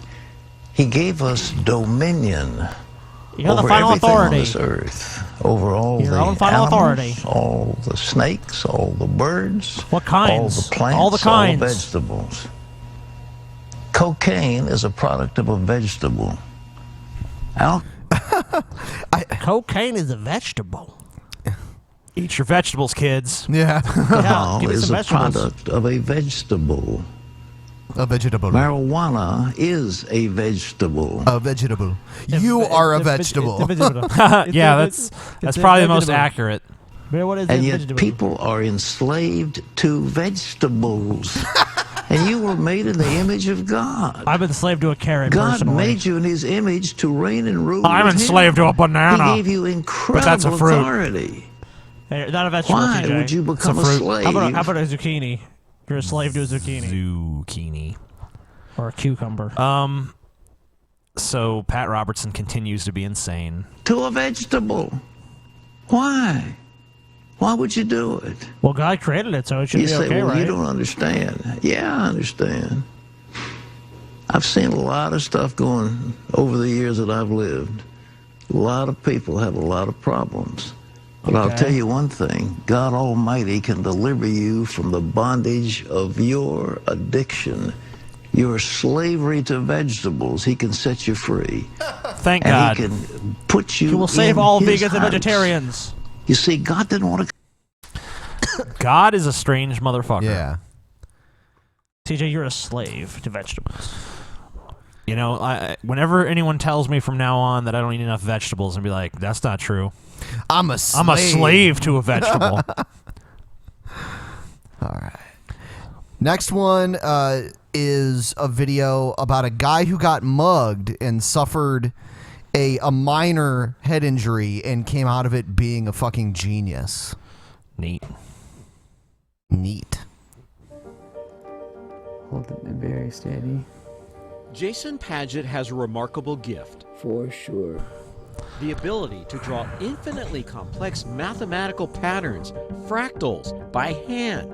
No formal art training. Hated math in school. Everything has this slightly pixelated look to it. Because Jason literally sees things differently. So for instance, like the fountain there, how it's arcing upwards, that's a parabolic arc.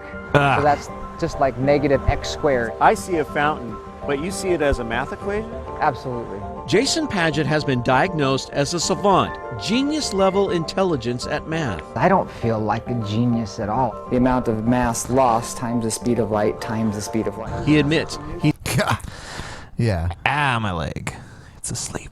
His OCD talks incessantly about pi and infinity. You said you're in the military? I talk incessantly about pi too, but shop. If you look at any stealth vehicle, there's not any right angle on it. And at the dinner table. 7 doesn't divide evenly into 360, so. When I met him, it was nothing like anyone else I ever spoke to because that was all he could talk about. But he was. I don't know. Why did you get with him then? Yeah. It's like if you all he wants to talk about is math. That does not sound. I mean, I guess like when they're in bed, he's like, "Oh, the circumference of your tits." Wasn't always this way. It was scary for the whole family. We didn't know if he was going to be okay or. And in some place right around here is when I got hit. In 2002, while leaving a Tacoma karaoke bar, he was mugged and repeatedly hit in the head. It's the only time that I thought this is almost the plot of the movie Phenomenon. Doctors said he suffered a severe concussion. They gave him some painkillers and sent him on his way. But immediately, he started seeing things differently. Overlays of pixelated grids, That's a pretty trees, crazy story, though. leaves becoming geometric shapes. He thought he was going crazy. For almost 3 years. Is it a blessing or a curse, in your opinion? I mean, most people that come out of muggings don't actually get any new abilities, so I'd say it's kind of cool in a way. I mean, maybe it has affected him, but it seems to affect him in a positive way. I was holed up in my house trying to just deal with this change in reality, and I had depression. I had post-traumatic stress bad. No, he wasn't into math at all. Prior to his mugging, all he cared about was chasing girls. Okay, and I would say it's a partying. blessing. I was one of those kids that said, when are you going to use math? And I've looked at his past and I've decided that this is in fact a blessing. Yeah, because he used to be a douchebag. Sup, bro?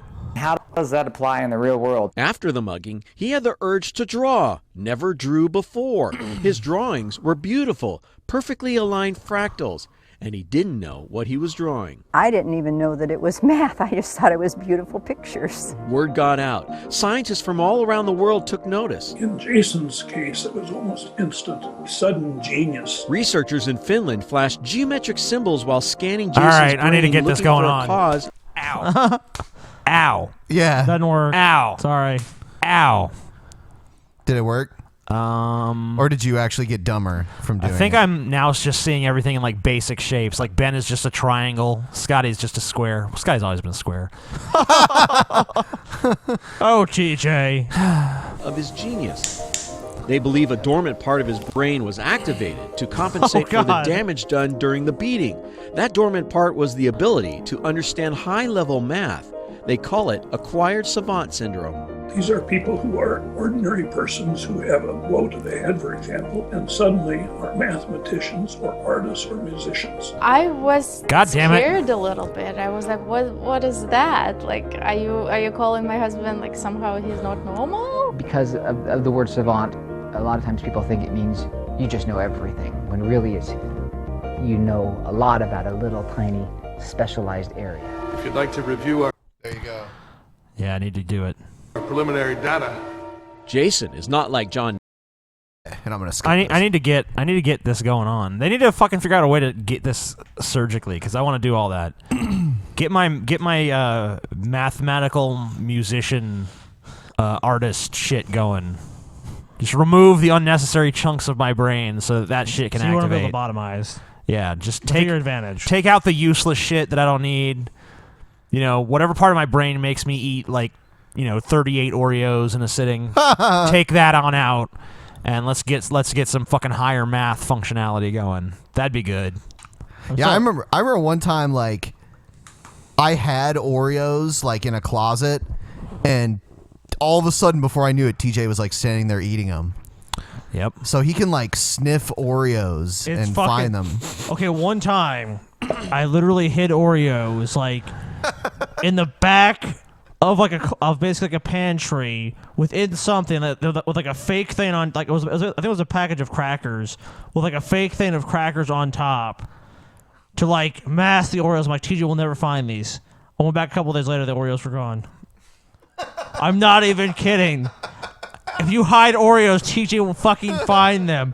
You could fucking put Oreos on the fucking moon. If TJ want Oreos bad enough, he'd build the fucking rocket ship to get the Oreos. Well, I just go to the store at that point, No, I'm just saying that those were the last Oreos on Earth, and you could not make more. Well, they're not on Earth; they're on the moon. Okay, well, the last Oreos in this fucking solar system. How about that? Okay. All right, so we'll go. I'd eat the fuck out of those, man. We got to get Oreos on the way back Moon now. Oreos. You don't need Oreos, TJ. I'm getting them. Well, you're not driving, so. Wow, I will drive. He'll take an Uber to go buy Oreos. Oreos. I guess I'll probably end up going out at like again just to get some, so whatever. Oreos. All right, so we're gonna move on. It's enough of here. this shit, Ben.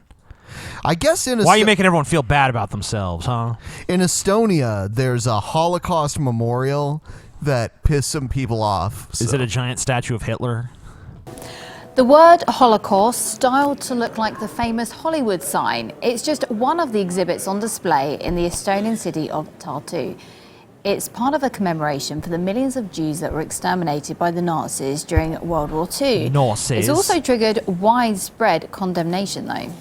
Why? There can be no excuse for mocking the Holocaust tragedy in any civilized country. There's nothing fun or ironic about the Holocaust. It's a tragedy, and this is inadequate and inappropriate. We call for the removal of the exhibition, which mocks the fate of the Nazis' victims, who were gassed to death, and insults their memory. Let's see this. The Simon Wiesenthal Center is a Jewish human rights organization that strives for the global recognition of the Holocaust and combating anti-Semitism. So why has the contents of an exhibition called My Poland, Remembering and Forgetting caused so much outrage? I know. We're not going to Because people are stupid. show you the images for That's a ethical very good reasons, guess. but one piece, well... Wait, did they say they're is not a going to video show it? with Did she just say she's not going to show it? Yeah, for ethical reasons. What?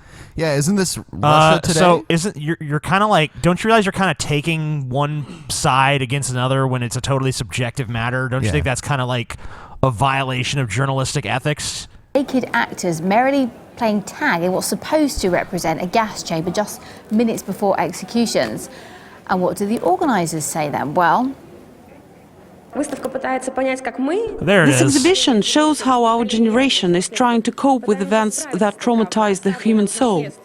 Humor Okay, so and irony hold on. are one of the This is just a bunch of like artsy-fartsy people who are trying to draw attention to the Holocaust, and basically people are getting all offended and butthurt. But I mean, it's clear that their intentions are good.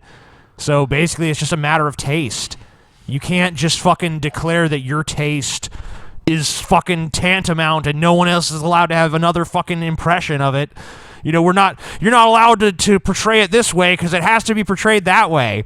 If this was like, if they drew like a picture of fucking Hitler with a big hard dick, like raping Jews in the ass, I could see people being like, "This is offensive." But the amazing atheist. They make the Holocaust sign look like the Holocaust Hollywood denier. sign or something, and that's supposed to be Holocaust like apologist, some the offensive shit that we're amazing all supposed to get all fucking bent out of shape about. ways to survive the trauma. what resulted is a mockery Archie, I have a of question the for you. mass murder of Jews, says the head Why of do you the deny the Jerusalem Holocaust, office TJ? of the Simon You're disgusting. Wiesenthal Center. This is disgusting. Plain and simple No, disgusting. you're disgusting. I hate to Fuck think you. what the relatives and friends and acquaintances of people who were killed in Destroy gas chambers TJ. will react to see this outrage, to see this disgusting example of poor taste. This is a totally perverted, outrageous way of honoring the 70th anniversary of the liberation of Auschwitz. Freedom of speech is not the freedom to mock the victims of the worst tragedy in human history. How are they mocking the victims? You're a piece of even shit. if they were, that is what freedom of speech is. Right, sure. I mean, but they're not even, that's not even the intention of the exhibit. So fuck you, you piece of shit. God, this guy's a fucking moron. These goddamn fucking idiots, they're just like, oh, this is offensive to me because this. It's like, okay, so because you don't personally like it, it's offensive. Okay, religious people Eat a dick. Religious people just need to admit they are not for freedom of speech. Eat a big fat kosher dick. Stop adding these qualifiers to freedom of speech. It's not freedom to insult somebody. It's not freedom to do this. It's not freedom to mock people. It's like, that's what freedom of speech actually is. Sorry. It's not the freedom to incite, in an anti-Semitic way. And those people who created this exhibition and the people in Estonia who were staging the exhibition, I think have to rethink their position. No. Fuck well, you. another exhibit shows a tattoo artist convincing a death camp survivor to renew his prisoner number tattoo.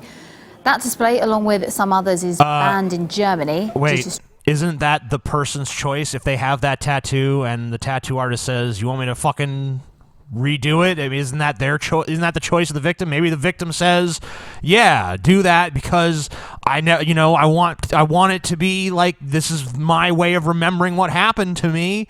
So yeah, touch it up. Why the fuck not?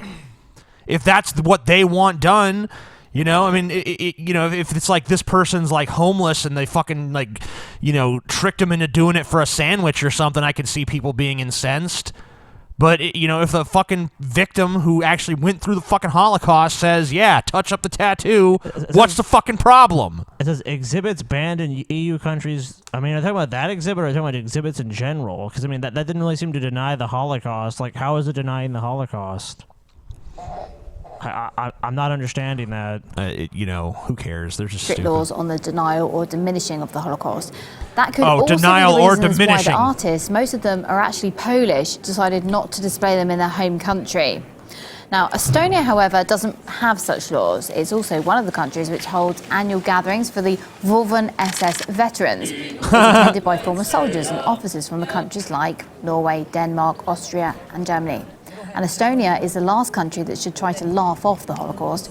That's according to Ephraim Zarov. We're talking about Estonia here. This is a country where the Holocaust took place. This is a country where Estonians participated in the murder of Jews. I would be very, very skeptical about this whole exhibition. You know, and this is a country, by the way, which is doing its best to whitewash the crimes of the Omakaitsa, of Estonian security police. This is the last place on earth where humor should be used in dealing with the Holocaust. Shut up. Can you just do me a favor and shut the fuck up?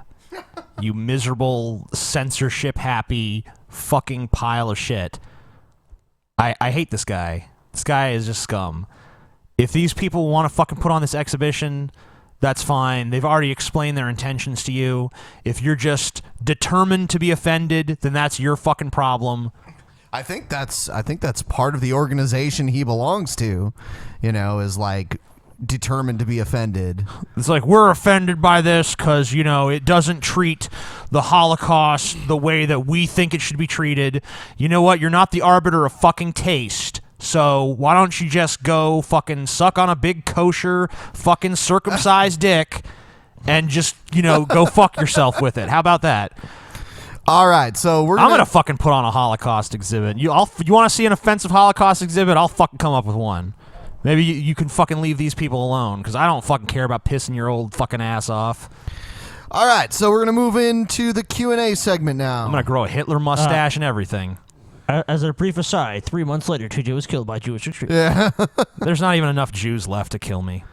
In Israel, there are. I think you're wrong about that. How many are there? I think there's only like 6 million Jews in the world. I don't think six. I think it's like 15 million Jews. Well, whatever. Yeah. You know, that's still too small to kill me. That's more than.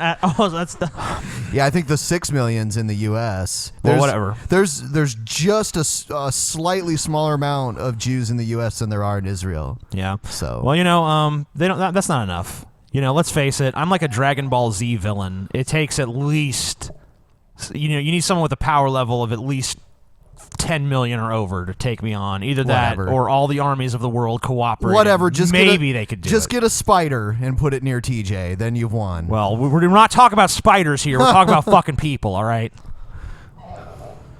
All right. Here's the first question. I've heard TJ. No, you haven't. say TJ the is phrase, garbage. Sucking Satan's cock. That phrase. Yeah. He is At garbage. least a dozen times. Yeah. TJ.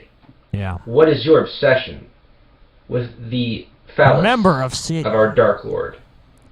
Yeah, TJ. What is your obsession with Satan's penis? It's a Bill Hicks quote. Bill Hicks would talk about people who sold out as sucking Satan's cock, and that's probably where I picked that. So TJ, do you suck Satan's cock? I don't know. I don't even believe there is a Satan. But if there is, then, you know, I don't even know. Have you what done it his cock looks metaphorically, like. TJ, in the sense that Bill Hicks is talking? Oh, well, yeah, sure. Okay, good. You're a sellout. Sellout. I didn't sell out, Scotty. I bought in. Hey, hello, Drunken Peasants. TJ is garbage. Everyone hates you, TJ. Just curious. Is that a dog what or a your cat? hobbies might be. The hamster. What did you for fun? Do you knit? Do you collect Do I knit? pony figurines? Okay, I'm projecting. But yeah, tell me. I want to know what you do. It's a hamster. And also, have you guys heard of the Myers-Briggs type indicator? Yeah. I recently had to take it for a career planning class, and so now I'm just curious about everyone else's results. Okay, so do we have hobbies? Yes, I play guitar. I don't have any hobbies.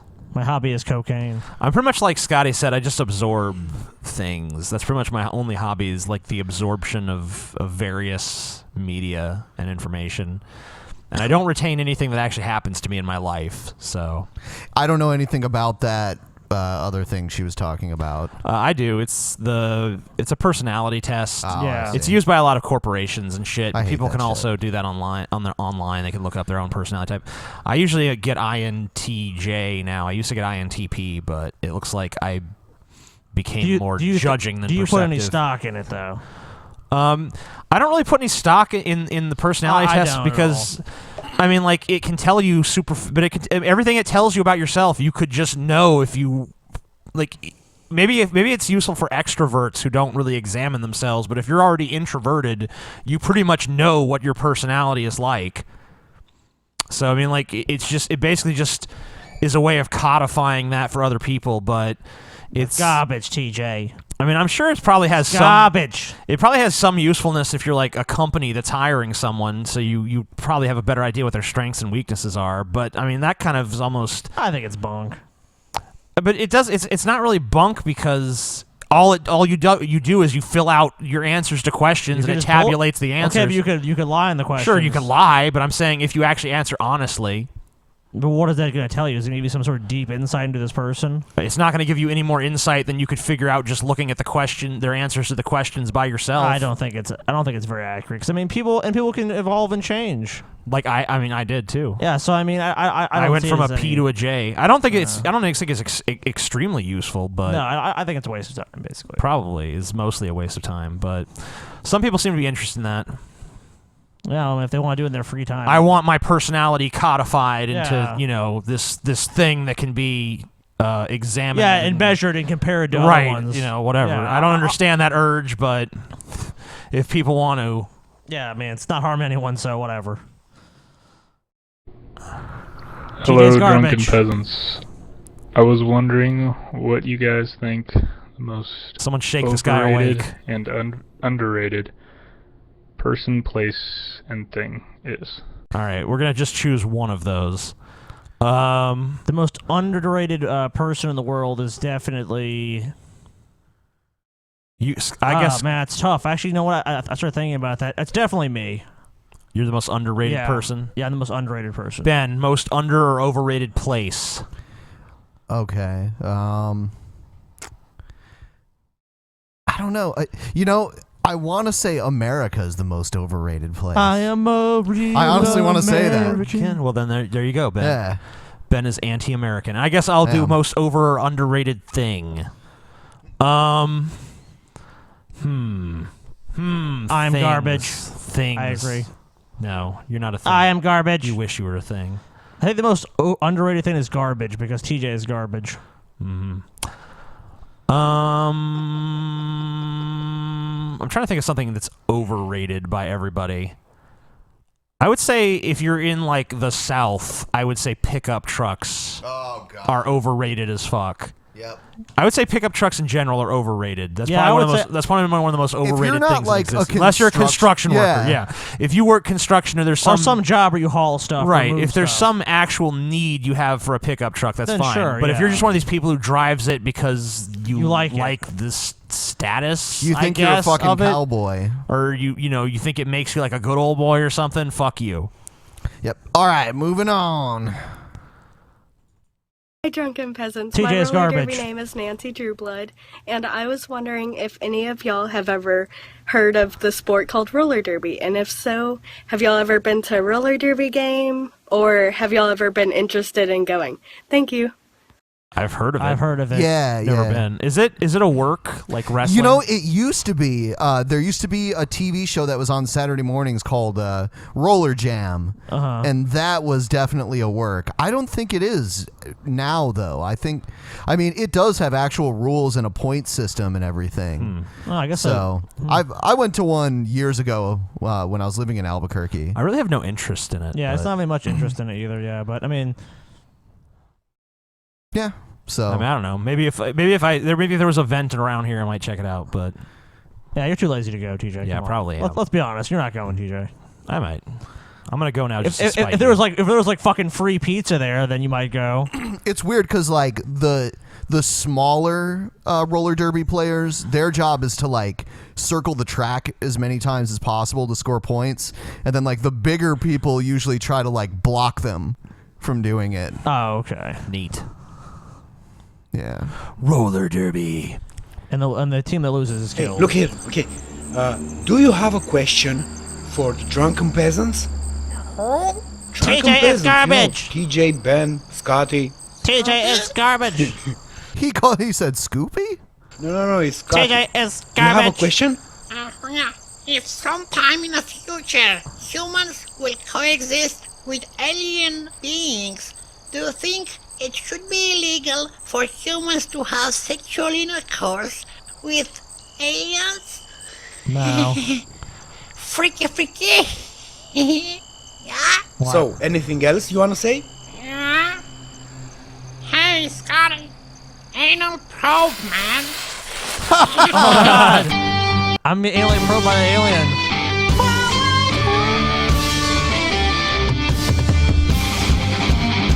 The alien wants me. I guess I should be flattered. Like they came all the way from who knows where, and they still want to have sex with me. So sex with aliens? Yeah, I don't. Should it be illegal? Was the question? No, I don't think so. Yeah.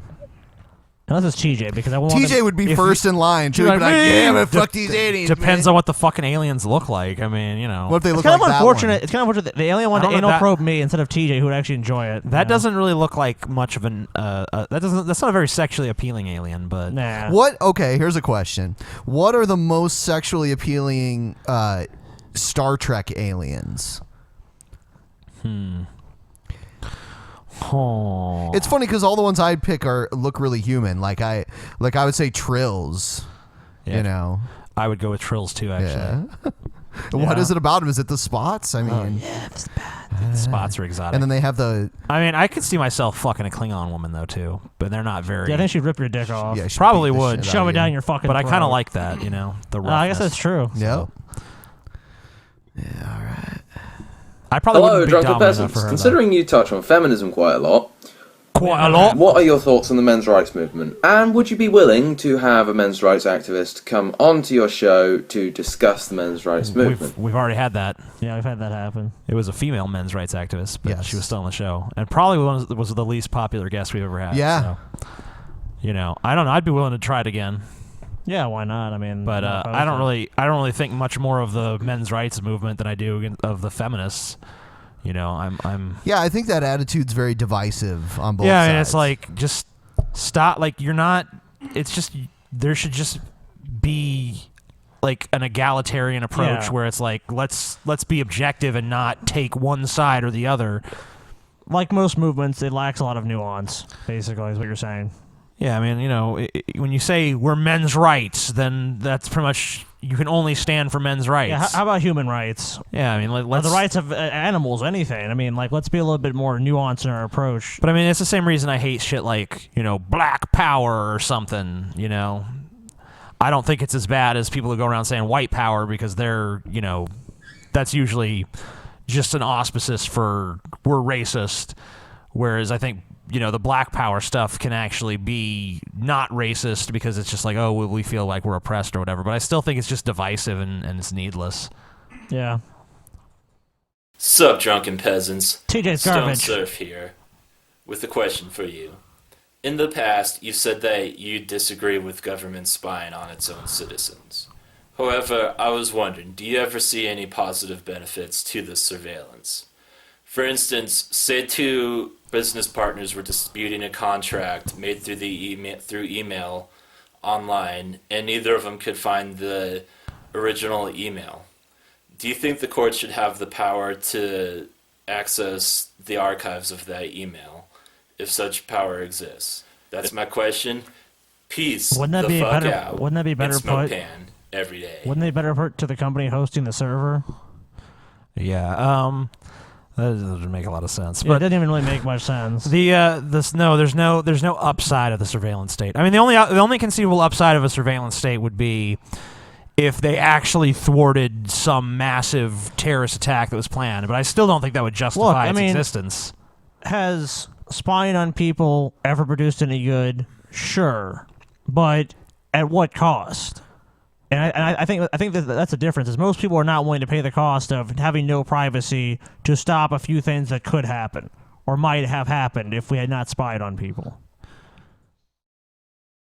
And I also point out that there's been plenty of terrorist attacks and planned attacks that have happened in America long after these policies have been enacted. So it's not like they've actually stopped all these planned crimes from happening. But wouldn't the counter argument simply just be, well, there's been another 9/11? Has there been another major terrorist attack? Yeah. Well, that's what they. But there was no 9/11 before 9/11 either. They'll say George Bush kept us safe. Well, that's why. But they'll always do that. They'll say, well, that's why 9/11 happened, because we didn't have these policies in place. How do they know we didn't have the policies in place?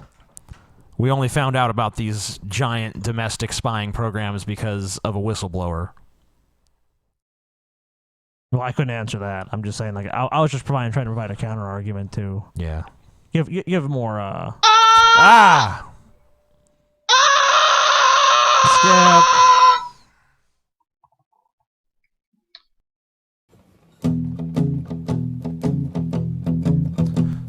you doing, DP? Hope your night is going well. TJ's garbage. Just curious what your favorite Doors album was, or song. Doesn't matter, if you don't really listen to full albums by The Doors. Just curious. My personal favorite is the self-titled, but the blues rock masterpiece LA Woman is a very close second. Down. My favorite Doors album is Waiting for the Sun. I don't know what my favorite Doors album would be, but my favorite Doors song would probably be The End. It's like 11 minutes long, though. Yeah. 5-1. I also like 5-1 is on Waiting for the Sun. I also like People Are Strange. Oh, I like that one too. That's tough. Yeah. I don't know if that's what it's called though. It is. Okay. Yep. And Strange Days. That's another one. Yeah, that's pretty much one of the few bands from the '60s that I really like. I listen to a lot of '60s rock. I know you do. But I don't listen to a lot of albums because it's like mostly when I listen to music, I just go around YouTube clicking on links. So that's not really conducive to knowing what album shit's on for the most part. Yeah, and the thing about that is like if you listen to a lot of music from like the 60s and 70s, music was made as an album, like as a you know the album is like a single entity. I agree with that. So you would do the artistry more justice to listen to the entire album. Yeah, TJ. Because, well, I mean, now, everything's MP3s and stuff like that. So, you download the single that you like or whatever. Yeah. I think there's one inescapable conclusion we can draw from all of this, and that is that TJ's garbage. Yeah. I just don't listen to him right. So I'm thinking... really, unless you have an 8-track player... You don't know what you're missing. An 8-track player. That's the only way to really appreciate the artist is if you listen to an 8-track. Hipster TJ. Hello, Drunken Peasants. I was a lot of our fans are comatose. Standardized tests. Here in Mississippi, it seems that that's all they prepare you for. They're garbage. And I remember TJ did a video a few years ago about high school on where he said that mainly all it is just to prepare you for a standardized test, and the standardized test does not prove anything except that, congratulations, you can bubble in an answer. Look, the schools want... Your opinion on that. The schools want something to go trumpet around. It's hard to be like, we taught your son to think critically. It's easier to be like, look at these test scores. These kids are learning so much shit, their heads are going to explode. I took a course in high school that taught me how to get higher scores on standardized tests, and they taught us things like the percentage of times the answer would be B. Yes, I would say B. If you don't know, put B, because it's more likely to be right. Be a good drone. Answer B if you don't know. Yeah, it's bullshit. I mean, standardized tests, that doesn't prove that you actually have knowledge. It just proves you've figured out how to pass a test. You know, which is the goal anyways. Sure. And it's just basically to determine, like, here's where funding is going to go because these kids did good on this stupid fucking test.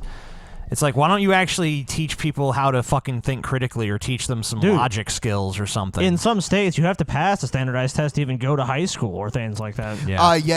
In Ohio, they have proficiency tests. Oh, yeah. That you have to pass to graduate. Exam. So, it's horseshit. Hello, Drunken Peasants. So I have a two-part question for you guys. It's about that video that was doing the rounds recently of ISIS going to this museum. I think it was in Iraq, smashing fuck tons of artifacts. And of course, with a lot of killing that they're doing, people tend to concentrate on stuff like this less. But my question is, would you say the international community could have and should have done something to protect those artifacts?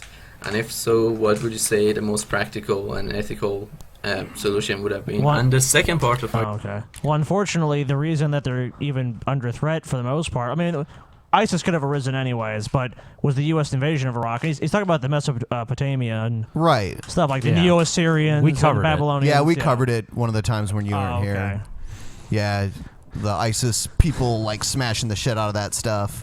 And, and he's asking, you know, should we, like, override the Iraqi government and be like, well, you can't keep this shit safe. You know, this is like human history here. So we're gonna move all this shit to a safer place. I mean, we're not even willing to intercede to protect people. So yeah, I mean, it doesn't really seem like we have the ability to intercede to protect, you know, historical artifacts. I think there's the ability to intercede, but I don't think that people want to intercede. I don't know if it's wise to intercede. I mean, like, yeah, that's what I'm saying. Are those artifacts worth, you know, embroiling America in yet another foreign war? I don't know. I don't think so. I don't think so either. The question is, would you get behind an international law that protects endangered artifacts in unstable regions by transferring them to, say, European museums for their protection? Okay, so I think most people in those. I think most people who want to preserve stuff would probably say so yes. That but sounds most like people, a license to plunder. Yeah, but most people the third world. Yeah, I think would not be agreeable to that. I don't think that would work out the way you want. I think it's like someone that has noble intentions that would be totally abused. It's kind of like, remember when I was showing you pictures from the last time I went to Europe? Sure. I was at the British Museum, and there was stuff from China and Egypt and all these different countries there. Oh, of course. Because back, you know, Imperial England was going around. That looks nice. Let's bring it back to, you know, fucking London. They even had an Easter Island statue there. It's like... All right. There's no one on Easter Island. Yeah, to but complain, right, true. In but fairness to that, at least like there was. But they no should one be there. left there. Yeah, I agree. Yeah, maybe. I don't know. Hey, Drunken Peasants, I have one more question for you. TJ's It's for garbage. anybody to answer. Sorry about that, Ben. You've mentioned before that the actual wage gap is somewhere close. Fight for your life. Which would be hockey and maple syrup. I'm just waiting for it to say we're connected again. It hates us. I know, it's garbage. Okay, so we're back on again. Sorry. Looks like we have some issues that will need to be addressed technically. Technical issues. Looks like the Canadians are fucking with us. So back to this guy's sorry about question. What is that caused by, and what are the possible solutions to that? Thank you. Let's read. Play it again. What was that? What was it like? Or do you remember what it was? He was talking about the wage gap. He's like, he said. Oh, the wage wage gap is gap. closer to 95. It's basically like 5. There's a 5-cent difference. Is what he's, I mean, it's really more complicated even than that. It's the gaps are different based on industry. Some industries there's no gap at all. Yeah. And then even in the industries where there are gaps, they could be accounted for in other ways than just sexism. So it's really more complicated than any of that. I don't think there's anything you could do legislatively to even that out. Yeah, I don't think there's a silver bullet. There's not just one magical thing we can do. You know, we should probably do more research into it and try to figure out, you know, is sexism a factor? if so, in what industries is it a factor? But in a capitalist society like we live in, is it really ever going to be everything's going to be fair? Is that the basis of capitalism? Things are unfair in a way. Yeah, but I mean, we can like we said to the Libertarian earlier in the show. There's ways we can conceivably we can try to rectify certain problems here and there. But I mean, we're not even being honest about what the problem is. But wouldn't people just say, why don't we just pass a law that if two people work in the same industry, they have to be paid the same thing? Well, that law wouldn't make any sense because people get different salaries. I don't think that would work, but maybe it could. I'm obviously not. I haven't been hit in the head enough to be a math genius, so I don't exactly know what the solution is, or even if the problem is worth doesn't addressing. have all the answers. What an idiot! Of course.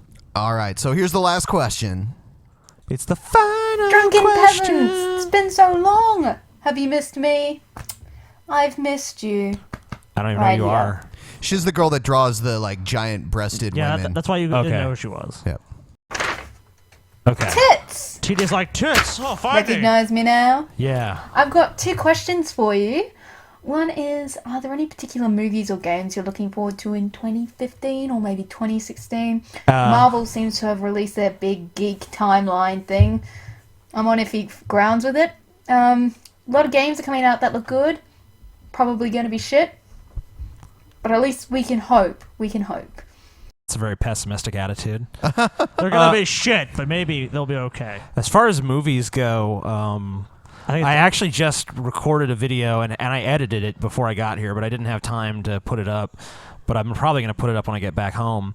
It's about the Avengers versus Star Wars, which is going to be a better movie in 2015. The Avengers 2: Age of Ultron or Star Wars Episode 7, The Force Awakens. When does that come out? Episode 7, December. Actually, it's pretty long. I think I remember hearing that they pushed the release date up. Oh, they did. Well, I don't know what time. I don't know what month then. But I have a video coming out that's gonna explore which one of those movies I think will be better, and I'm sure it'll generate a lot of discussion and argument. So if you're watching this, keep your eyes peeled later tonight if you could possibly stay up longer for that, because I'll probably upload it as soon as I get back to my place. But I'm looking forward to both of those movies. I can't think of any other movies I'm looking forward to, and I don't even know what fucking games are going to be coming out. So yeah. So, anything there that you're looking forward to? Just mainstream shit. My second question is, I've been thinking of starting my own podcast. Something really, really original, unlike any other formula. I was going to call it Unorganized Debates of the Intoxicated Variety. Sounds good. Something really unique. Don't fucking steal my formula, by the way. I'm fucking looking at you, TJ. Yeah. Anyway, Fucking got TJ. any tips?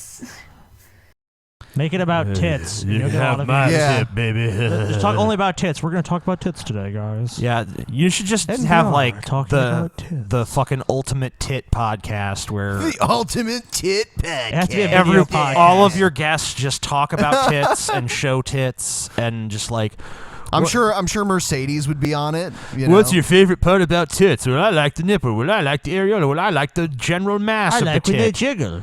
Oh, yeah. Yeah, I like when tits jiggle. Well, I like when they go around clockwise. Well, I like when they go around counterclockwise. And then there's a big fight. To the death. A tit fight, though. A tit fight to the death. Tit fight. You even talk about the birds that are called tits. Spotted tit. Yeah. And I guess you could talk about boobies, too. That's a bird as well. Boobies. Why are there so many birds that share the name of tits? I think there are also birds that are called dicks also. That's awesome. Yeah, tits and dicks. Whoever named birds was a fucking pervert. Call that one a dick. That one's a dick, and that Scotty. one's a tit, and that one's a boobie. Scotty, someone's going to do something with that. Yeah.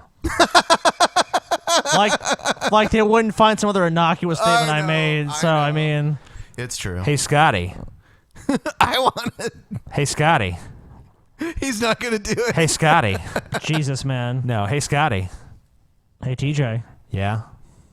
Tacos. Hey, Scotty. Hey, TJ. Hey, Scotty. Hey, TJ. Hey, Scotty. Hey, TJ. Hey, Scotty. Hey, TJ. Hey, Scotty. All right, TJ. so we're Hey, going to Scotty. end the show now, and then we're Hey, going to Scotty. we're going to do the post show. So good night, YouTube. Good night and good luck, bitches. Hey, Scotty. Jesus, man. No.